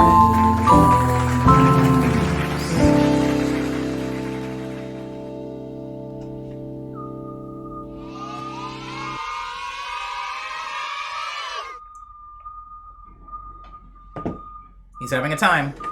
Okay. I hope everybody won the prediction. Welcome to the news segment of the stream, where I talk about news, and I always start off with news for the plants. News for Firo is he does have a new pole, and he's currently climbing it. So all is going well for him. I think I might water him today. You don't really need to water these types of plants very often, especially when they're in a pretty large pot, and especially this time of year, when it's not super dry. It's been raining a lot. There's a little bit extra moisture in the air, so he hasn't dried out as often. So Firo is fine. Nobu's doing pretty good. I actually, like I said, I hung out a little while with the original owner of Nobu, the person that gave me Nobu as a baby, and she was like, yeah, I want to see some photos. So I might send some photos soon of the new growth that's coming out. Nobu seems happy. Viv is the only one that I'm really, it's touch and go. I've been paying really good attention to Viv and trying to make sure I get Viv what they need. They get a flower every now and then, which I feel like is a good sign.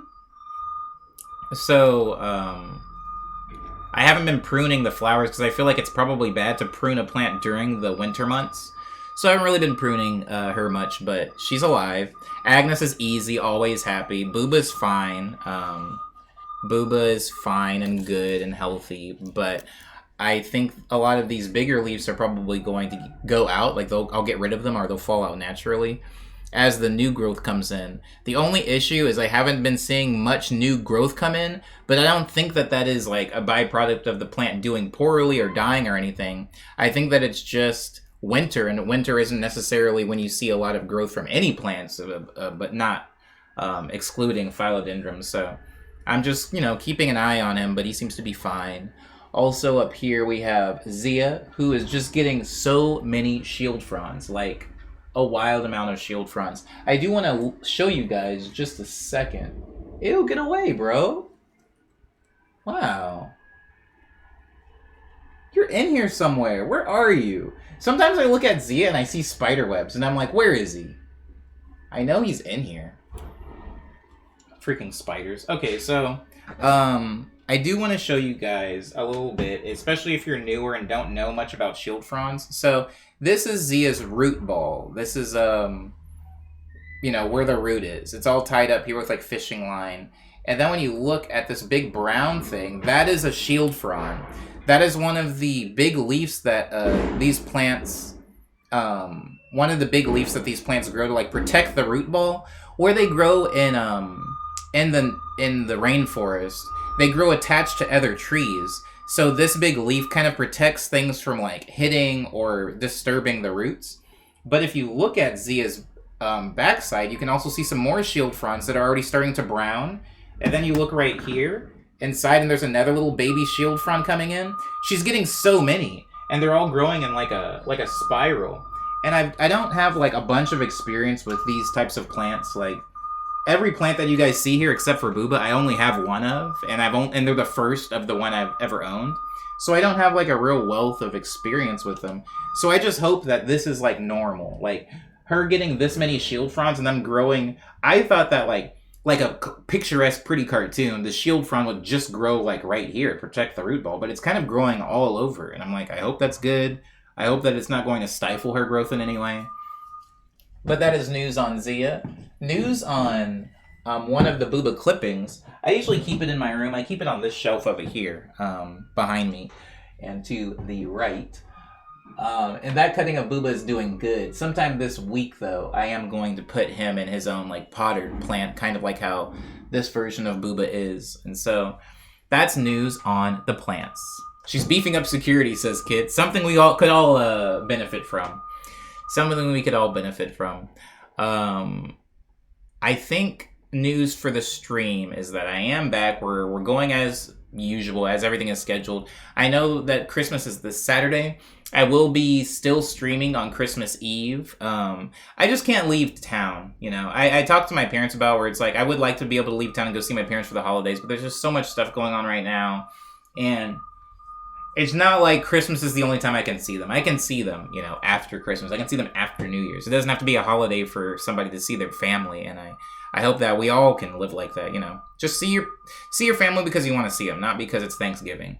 And so I probably won't be leaving town this holiday. I'll be spending Christmas in Los Angeles as per usual.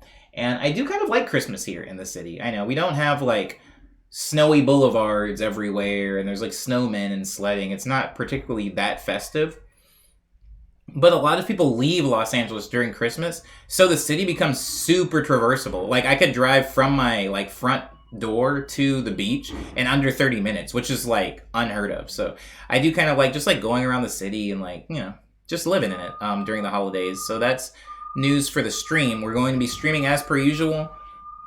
However, there was going to be a morning medley movie night this Saturday. However, this Saturday is Christmas and I just don't want to take anybody away from their Christmas festivities. So we are going to postpone it yet again. I know it's been postponed a lot. This is kind of a running thing with movie night. It always gets postponed like 3 times before we actually do it. And I do apologize for that, but there are just some unforeseen things that ended up getting in the way. So that has been postponed, but it's going to be a regular week as per usual. We have Trash Tuesday today. Tomorrow we have the extended medley. On Thursday we have Yay or Boo. And Friday we're going to have a production stream for Christmas Eve. Maybe I can try to make a theme and try to make like Christmas type music. Maybe, you know, like remember during Halloween where we had the spooky stream where I made a bunch of horror themed tracks? Maybe I can make some type of Christmassy themed tracks. I don't know. I'm not committing to it, but perhaps that's just something to keep at the front of your guys' brains when we get to that point. Did you ever think that you shouldn't beep so much and so loud, says Abrigo? Do you ever think that they shouldn't beep so much and so loud? There was a time when I thought that. Season 1, I thought that, Abrigo. And Season 2, I thought that. And Season 3, when we started incorporating the beeps into the lay of the stream, that was Season 3, right? Is Trash Tuesday Season 3 or Season 4? I feel like it's Season 3. I think. My memory's trash, but whenever we started incorporating it. Yeah, the beeping honestly used to bother me. All the noise was so annoying because I would try to play music through it, but then I just started incorporating it Abrigo. And now it doesn't bother me so much anymore. Am I hearing more beeps, says Psychedelic? You are hearing more beeps. However, the only beeps that count in the stream are the ones that happen inside of the cul-de-sac. And since the cul-de-sac is currently vacant, we don't count these beeps. We don't count these superfluous beeps. But you are indeed hearing extra beeps. It's not It's not in your head. It's in my neighborhood. Comparing trash numbers, highlight of my day. Okay, gotta run. See ya. Bye-bye, says Tina. I really do hope you get all the rest of your shopping done, Tina. Thank you for being here. Zia is in springtime of her youth, says Pernetic. I like to think of myself as in a perpetual spring. I like to think of myself as just in spring, and then summer will start right around my third act, close to my death. Unforeseen, huh, says Cyber. Unforeseen. I can't even remember what was unforeseen. What was I talking about? Have anyone ever contracted the municipality? Has anyone ever contacted the municipality or any potent body about this or any other issue? Truck beeps, I mean, says Abrigo. I'm sure somebody has contacted them. People contact the municipality over like some really ridiculous things. So I imagine truck beeping is probably just one of them, you know? People have contacted like their local government complaining about landscapers, so absolutely. But, you know, they have to beep. They've got to beep. Unforeseen from the time chamber. 4? 4. Oh, Trash Truck is a season 4 thing. Okay. It seems preventable to me, says Cyber, but also, I'm not one to talk. I'm about staying up too late to meet a deadline. Yeah. Yes. I'm also about that. Pernetic says, and the people who have been run over by trash trucks probably feel differently, assuming they didn't die. Says, that's such a beautifully crafted sentence. Assuming they didn't die. Yeah. I don't mind the beeping. When things back up, I actually like that they beep. Because I think all of us have been walking around a corner and almost been clipped by a freaking Prius or a Tesla because they're so quiet. So, yeah, I like the beeping, actually. I've been hit by cars. I've been, like, in a pedestrian and been hit by a car because it just was quiet, you know? They weren't paying attention. I wasn't paying attention. The beeping can help. Especially if it's something like, I don't mind, like, a freaking Prius hitting me, but I would mind, like, if a garbage truck somehow hit me. That being said, the beeping can be annoying to some people, and I also understand that. I did it this last week, says Cyber. It seems staying up too late to meet a deadline. Yeah. Yeah. Oh, unforeseen. It was because of the thing. Unforeseen reasons why we had to delay the movie. We had to delay the movie first time because I ended up having to do a thing that I shouldn't have had to do on Saturday. I was supposed to do it on Sunday. And then we delayed it again because I was feeling ill. And then we delayed it again this time because Christmas. So I could have technically foreseen Christmas, but I didn't foresee my schedule changing or getting sick. So those things I wasn't really in control of. But yeah, I guess I could have checked the calendar before Liana literally told me it was Christmas on Saturday and seen that. I've been live for three and a half hours. Wow. Well, it's time to start winding it down. That's the news on the stream. News on my album is I didn't work on it yesterday because I was pretty busy and just, hanging out with friends and stuff. But I'm still working on it. Things are good. I feel good about it. I did hear a song yesterday that made me feel bad. And I think we can all agree with this. We can all agree with, working on the thing you're working on and then hearing something that, somebody else made and just being like, oh, I'm a failure, Sitting in my room working on recording, mixing, singing, tracking, performing a song. And then hearing a song that was, released by Warner Music and being like, oh man. I did one of those. I did one of those for, a split second. Maybe, 10 seconds. I was just like, dang, man. Why doesn't mine sound like that? And I was like, oh, yeah. Because I'm one person. And I'm not, literally a fleet. I'm not a naval fleet of 14 super producers being paid 6 figures by one of the biggest corporations in the world to make one song for an industry plant. And I felt a little bit better about myself. Anywho, that's the update on the album. It's coming along. The final bit of news, I'd like to do a song recommendation for all of you beautiful rascals out there. I'm just going to go ahead and add it really quickly to the playlist before I actually talk about it. Watch this later. AC Slater. Hold on. Why do I do this on Spotify? Spotify, how much is a stream worth? What aren't you telling me? Spotify, can I have my analytics, please? I know you say 100,000 people listened to me this month, but where are they? And what did they eat for breakfast? Is AI truly the future? Am I the past? Am I just I? You know? You ever think about that? Am I? Hey, yo, Robo. I really want a late night show. I was listening to a few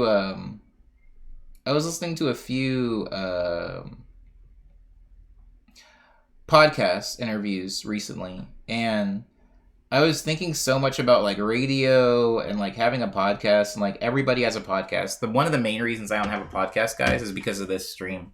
If I didn't have this stream, I would have a podcast. I love being on podcasts, and I love producing podcasts. I've produced a couple, but I've never it's never been my podcast, and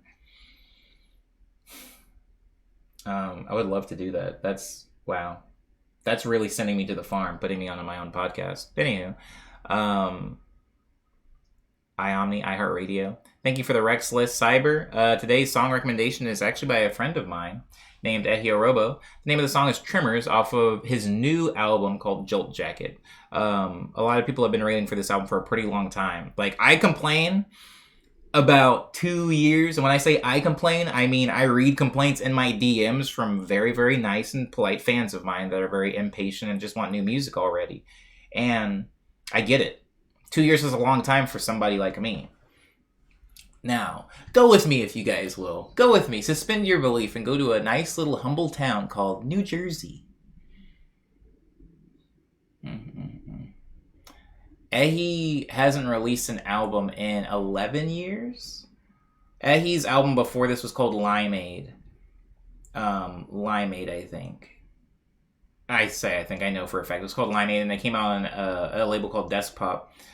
And it's been 10 plus years since Limeade came out. And this is Ehi's second album, like finally put out a sophomore album. People have been waiting on this for a long time.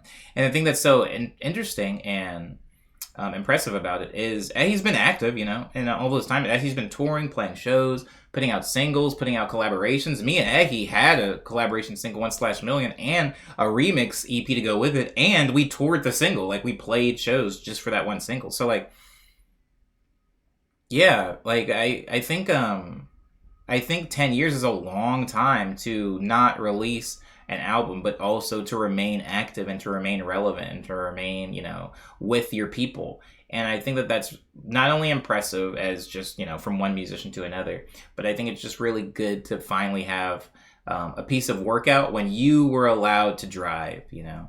Sometimes being able to drive is everything. Like, people always talk about getting to the destination. It's the destination that matters. And then other people will argue it's the journey that matters. Sometimes just being in the driver's seat matters.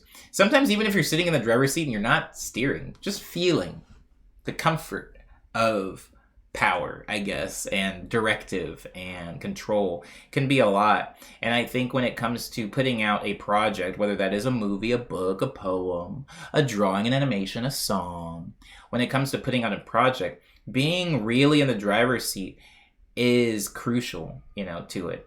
Because you know best. At the end of the day, like, you know what you need to do. Maybe that doesn't mean that you're the best dancer, but maybe that means that you know what you want the dance to look like. You get to drive. You get to hire the choreographer that you want. It doesn't necessarily mean you do everything yourself. I produced some of the music on this album. I have producer credits. Like, if you listen to this album, some of the money is going to me because I have producer credits on it and I have royalties. But Ehi wanted whatever I could offer on it, and he was like, you come here and do this, you come here and do this, and he hired other people to come on.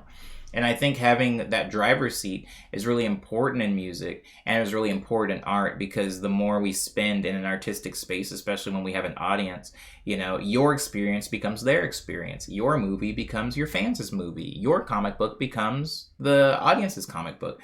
And when that happens, it becomes a little bit less yours if you allow it to. But sometimes you get to put your foot down sometimes. And you get to say, no, I'll do the thing when I want to do the thing. You get to say, I'm tired of being Wolverine. I don't want to play this character anymore. You get to say, yeah, I made video games for a little while. Now I want to make movies. I think I'm done making video games. If you're the creator of Katamari, you get to go, yeah, that was a fun game. I think I want to design children's playgrounds for a while. And you just do that for a few years. I think that there's something really, really fulfilling about just being in the driver's seat. And Ehi's driver's seat allowed him to not release this until he was ready. And it took 10 years, you know. Sometimes it takes 10 days, sometimes it takes 10 years. And I'm always happy whenever anybody gets to do things on their own terms. So it's finally here. Let's talk about finally why I'm recommending this one song to you guys. Why am I recommending the song Tremors to you? I love this song. Anyways, why am I recommending this song? For 3 reasons. One reason, you know what it already is. It's a good song. Very, very good song. Very good song. The second reason why I'm recommending it to you, if you guys were here yesterday when we talked about Stromae, it was because there was a weird rhythm that was happening in the song, a micro rhythm. Now, something that I know about Ehi, because I've been there for a lot of the creation of these songs, is Ehi loves his Roland sampler. He has a little Roland SP sampler. He uses it all the time. He uses it live. He uses it in the studio. He uses it to make songs. He uses it to record songs. He uses it to perform songs. He uses the effects in it. That's like his baby. In the same way that, like, for a long time, Sean Wasabi's baby was the MIDI fighter. And for a really long time, my baby now has been the microcorg. It's like a thing I never play a show without. He is, like, all about the Roland sampler. And that means that his drums are never quantized. He doesn't have quantized drums. He doesn't use drum loops or drum racks. He doesn't use drum racks on a DAW. He always plays his drums live. And so they're always a little shifted. And if you listen to this drum beat, the first time you hear the loop go through, it does sound kind of clumsy. Like, there's a few things that are a little early, a little late. It's very clumsy. It's very human. And he just recorded it once and then he looped it. And he was like, that's fine. He never went back to fix it. He never went back to alter it. And so when you hear this song, the first time you hear it, it's like, oh, those drums should be slid a little bit, just like when I did Sante by Stromae. But when you hear it, the whole repetition of it, you're like, okay, I'm here now. I'm in this really weird, funky rhythm. And then once he adds the chord progression, there's so many things done in this song that are kind of weird and odd, time signature wise, or like as far as the chords that are used. A lot of times he will just find chords he loves and line them up with other chords he loves. And he doesn't really worry about keys or resolving or anything like that, minors, majors. He just likes certain chords. And again, it sounds weird when you're listening to a song and you're like, oh, this is where the song should go. And then he takes it here and you're like, oh, that was weird. And then you get back on track and then you're like, oh, that was weird. And you get back on track and after a while of continuing to do this weird thing, you just kind of fall in the rhythm of it. And you're like, okay, I kind of like this song. Or maybe I don't like this song, but now at least I know what's happening. You just kind of fall into the pattern that he's created. That's the second reason why I want to recommend you guys this song, because this is a similar but very different thing that happens in Sante by Stromae. The third reason why I want to talk about this song, I already kind of hinted at, which was the Roland sampler. So the Roland sampler has tape delay, and it also has reverb in it. It has like vocal effects. Like if you're singing into it, it can do like all kinds of cool like glitchy effects. And you're going to find that not only in the song Tremors, you're going to find that throughout the entire album. And it's put throughout the entire album, not because Ehi was specifically looking for a specific effect, but because Ehi is all about artificial limitations. Like, I am going to do all of my vocal effects on this one thing. I'm going to figure out a way to make it work. And while it can be limiting, it creates a plethora, a weird like dynamic plethora of limited sounds. And so you go like, oh, this is consistency. And what you're hearing is actually limitations, right? Like if somebody only buys clothes from Walmart, they're going to develop a style. And it's like, are they really trying to curate a style? Not really. Like Walmart is curating their style. But since they only go to Walmart, they kind of look a consistent way. And since Ehi is just using this Roland effect sample, you're going to hear the effects on his voice, and they're always done the very same way. It creates this kind of expected consistency. So again, the three reasons why I want you guys to listen to Tremors by Ehi Robo is one, it's a really good song. Two, it's a good example of kind of weird rhythm that gets repeated, and then you kind of commit to it after hearing it or repeated and looped for a minute or two. And the third reason is that it's a good example of gear being just as much an equal voice as the artist has in their music. They're limited by a specific type of gear, and you're hearing this consistency that's really just the gear. It's not necessarily an artistic thing. Not to say that there's no artistic choices being made, but it's more so you are hearing the Roland sampler in this song just as much as you are hearing Ehi and his taste making. So, those are the three reasons why I would like you guys to listen to Tremors by Ehi Robo off of the album Jolt Jacket. It has been added to the Morning Medley recommendations list. Would you just interview people, says Lindsay, about a podcast? I've thought about that, and I think that's where, I stopped. I was like, I don't know if I would want to interview people or have like a cast where I just talked about certain things, talked about a different thing. I don't know. I don't particularly consider even though I'm a good interviewer, I don't particularly consider myself somebody who has fun interviewing people. You know, I love having conversations, which, you know, we can have a whole conversation about like how some interviews are the best interviews are actually more closer to conversations. People love the long form, like podcast has normalized the long form interview, which is really almost indiscernible from a conversation. If you listen to like the Joe Rogan podcast, or you listen to if you listen to WTF with Mark Maron, if you listen to these long form podcasts where they're talking to somebody for like an hour and a half, you know, 90-minute interviews, it kind of stops being just a list of questions. Whereas if you were looking at like Jimmy Fallon or Conan O'Brien or any other late night show, it's like the guest gets like rushed in, they sit down on the couch and it's like, oh, blah, blah, blah. So you have kids, huh? Like, oh, funny anecdote about kids. And it's like, okay, so tell us about this Jurassic Park movie. Well, you have a clip. You want to show us a clip? They show us a clip. They shake hands and then they leave. Like, I don't particularly like that form of interview, but I do like this long form, more intimate conversation that we get out of podcasts. And maybe that was something that I wanted, but I didn't really have like a specific goal. It never quite got that far, Lindsay, just because I had this. And I was like, there is zero way that I am going to run, produce, and record and release and promote a podcast and a 5-day-a-week Twitch stream and a music career and passion project. Like, there's just no way. Something's got to go. But, yeah, it would be fun, though, if I had the time. I'm going to duck out. See y'all tomorrow. Goodbye, kid. We are done anyway, because that marks the end of the news. I'm going to see quickly who is on. I know that Soups is probably on because it's Tuesday, and Pizzanista. Oh, y'all, I miss Pizzanista. You know what? I'm going today. I think it was like kind of a thing, if I can be honest with you guys, like my roommate left, you know? And it was kind of a thing that I did for a long time, but then when I got my new roommate a couple of years ago, me and them would always go down and get pizza. And after a while, after they left, I was like, oh, well, there were times where I didn't actually want to go get Pizzanista. I wanted to just work through Tuesday, but I was like, oh, I should go because like my roommate's going to want, you know, to go get pizza. But now that I don't have a roommate and I live by myself, I just haven't been, you know, getting the Pizzanista thing. And, you know, I think I'm going to go today. Why not, you know? I might run into somebody cool in downtown again or something. I don't know. And I am kind of hungry. Maybe I deserve it. Lindsay says, I can't stay for raid, but y'all have a good one. Thank you, Lindsay. You also have a good one. If there is a raid, if there even is a raid, it's almost 1 o'clock, guys. You guys want to just bail? I didn't get a raid today, so it's not like I would be like pooping any karma out the window. Yeah, want to just go? Let's be bad. Sorry, hold on. 4:57. It's a Koto! I almost said that. Okay, so I almost brought up Kotos yesterday when we had the shamisen, because I was like, I used to get Kotos and shamisens confused all the time, and to be honest, I still kind of do. Which one was the one that they were playing in Kung Fu Hustle, where it was like really big and they were like using it to fight?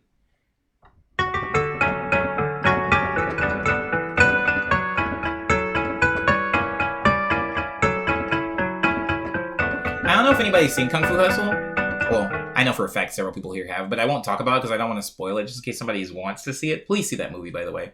But there is one season when they do have the shamisen scene that, like, I hate watching. Like, it bums me out every time I see it. Even though it's a comedy film. Like, it's not meant to bum you out. When I first met Omni, I approached him about an interview for my podcast. Holy crap! Whoa! Cyber, whoa, my brain! I think I remember that! But then I stopped because I had noticed he had been on so many others at the time, and now I don't even regularly do my podcasts anymore. Holy crap! That did happen! Whoa! Why don't you do it anymore? I probably just no time, huh? Oh my god! Memory is so weird, Cyber. Because I have that memory of you asking, but in my brain, because I didn't know you that well at the time, and I feel like I know you a little bit more now. Those are two different people. Somebody did ask me to be on their podcast, and now I stream and I go into cyber stream sometimes, and it's like those are two completely different human beings.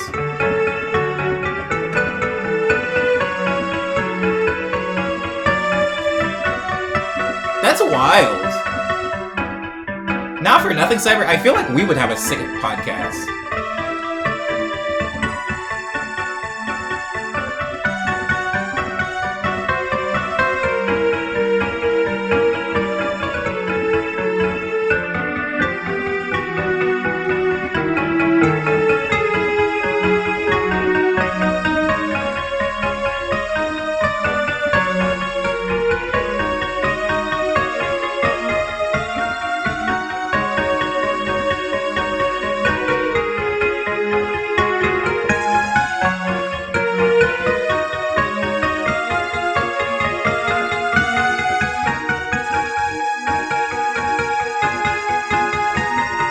I am so hungry.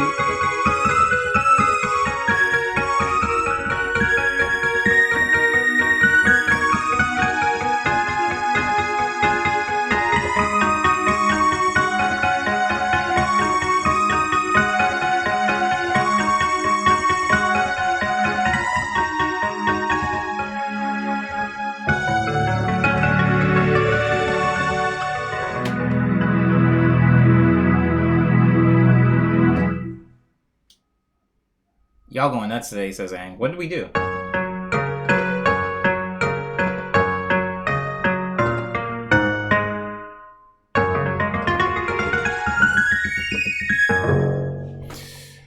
Have a tickless trashy Tuesday, says Cyber. Tickle fight. I just saw Elf last night, so that's stuck in my head. The last of my chills, says Perdetic. Please eat, everybody. Thank you so much, everybody, for being patient. I know we went way over time. I just had to get that last truck in. I wouldn't forgive myself if I ended the stream and then I saw him come. I really do appreciate you guys sticking with it to the end. Thank you so much always for being nice, being respectful to me and polite to each other. It goes a long way. It makes it so that when people come into the stream for the first time, they're not like, it's whack in here. Omni, you run a very toxic stream. I would like you guys to all know I've never been said. That's never been said to me. And I'm proud to be an American. No one's ever said that. People have always said, stream's chill. What a wholesome stream. People have said some really saucy stuff about me. People have been like, bro, you trash. Or like, man, how come you always, I get a lot of that, but never anything about the stream. And that's on you guys. That's not really on me. So thank you guys for running a good tight ship here. I do hope you guys have a good rest of the day. I'll see you guys tomorrow for Wednesday morning medley number 458 for the extended medley. Until then, yeah, no rage. Just take care. USA, what a way to go out. And I'm proud to be an American.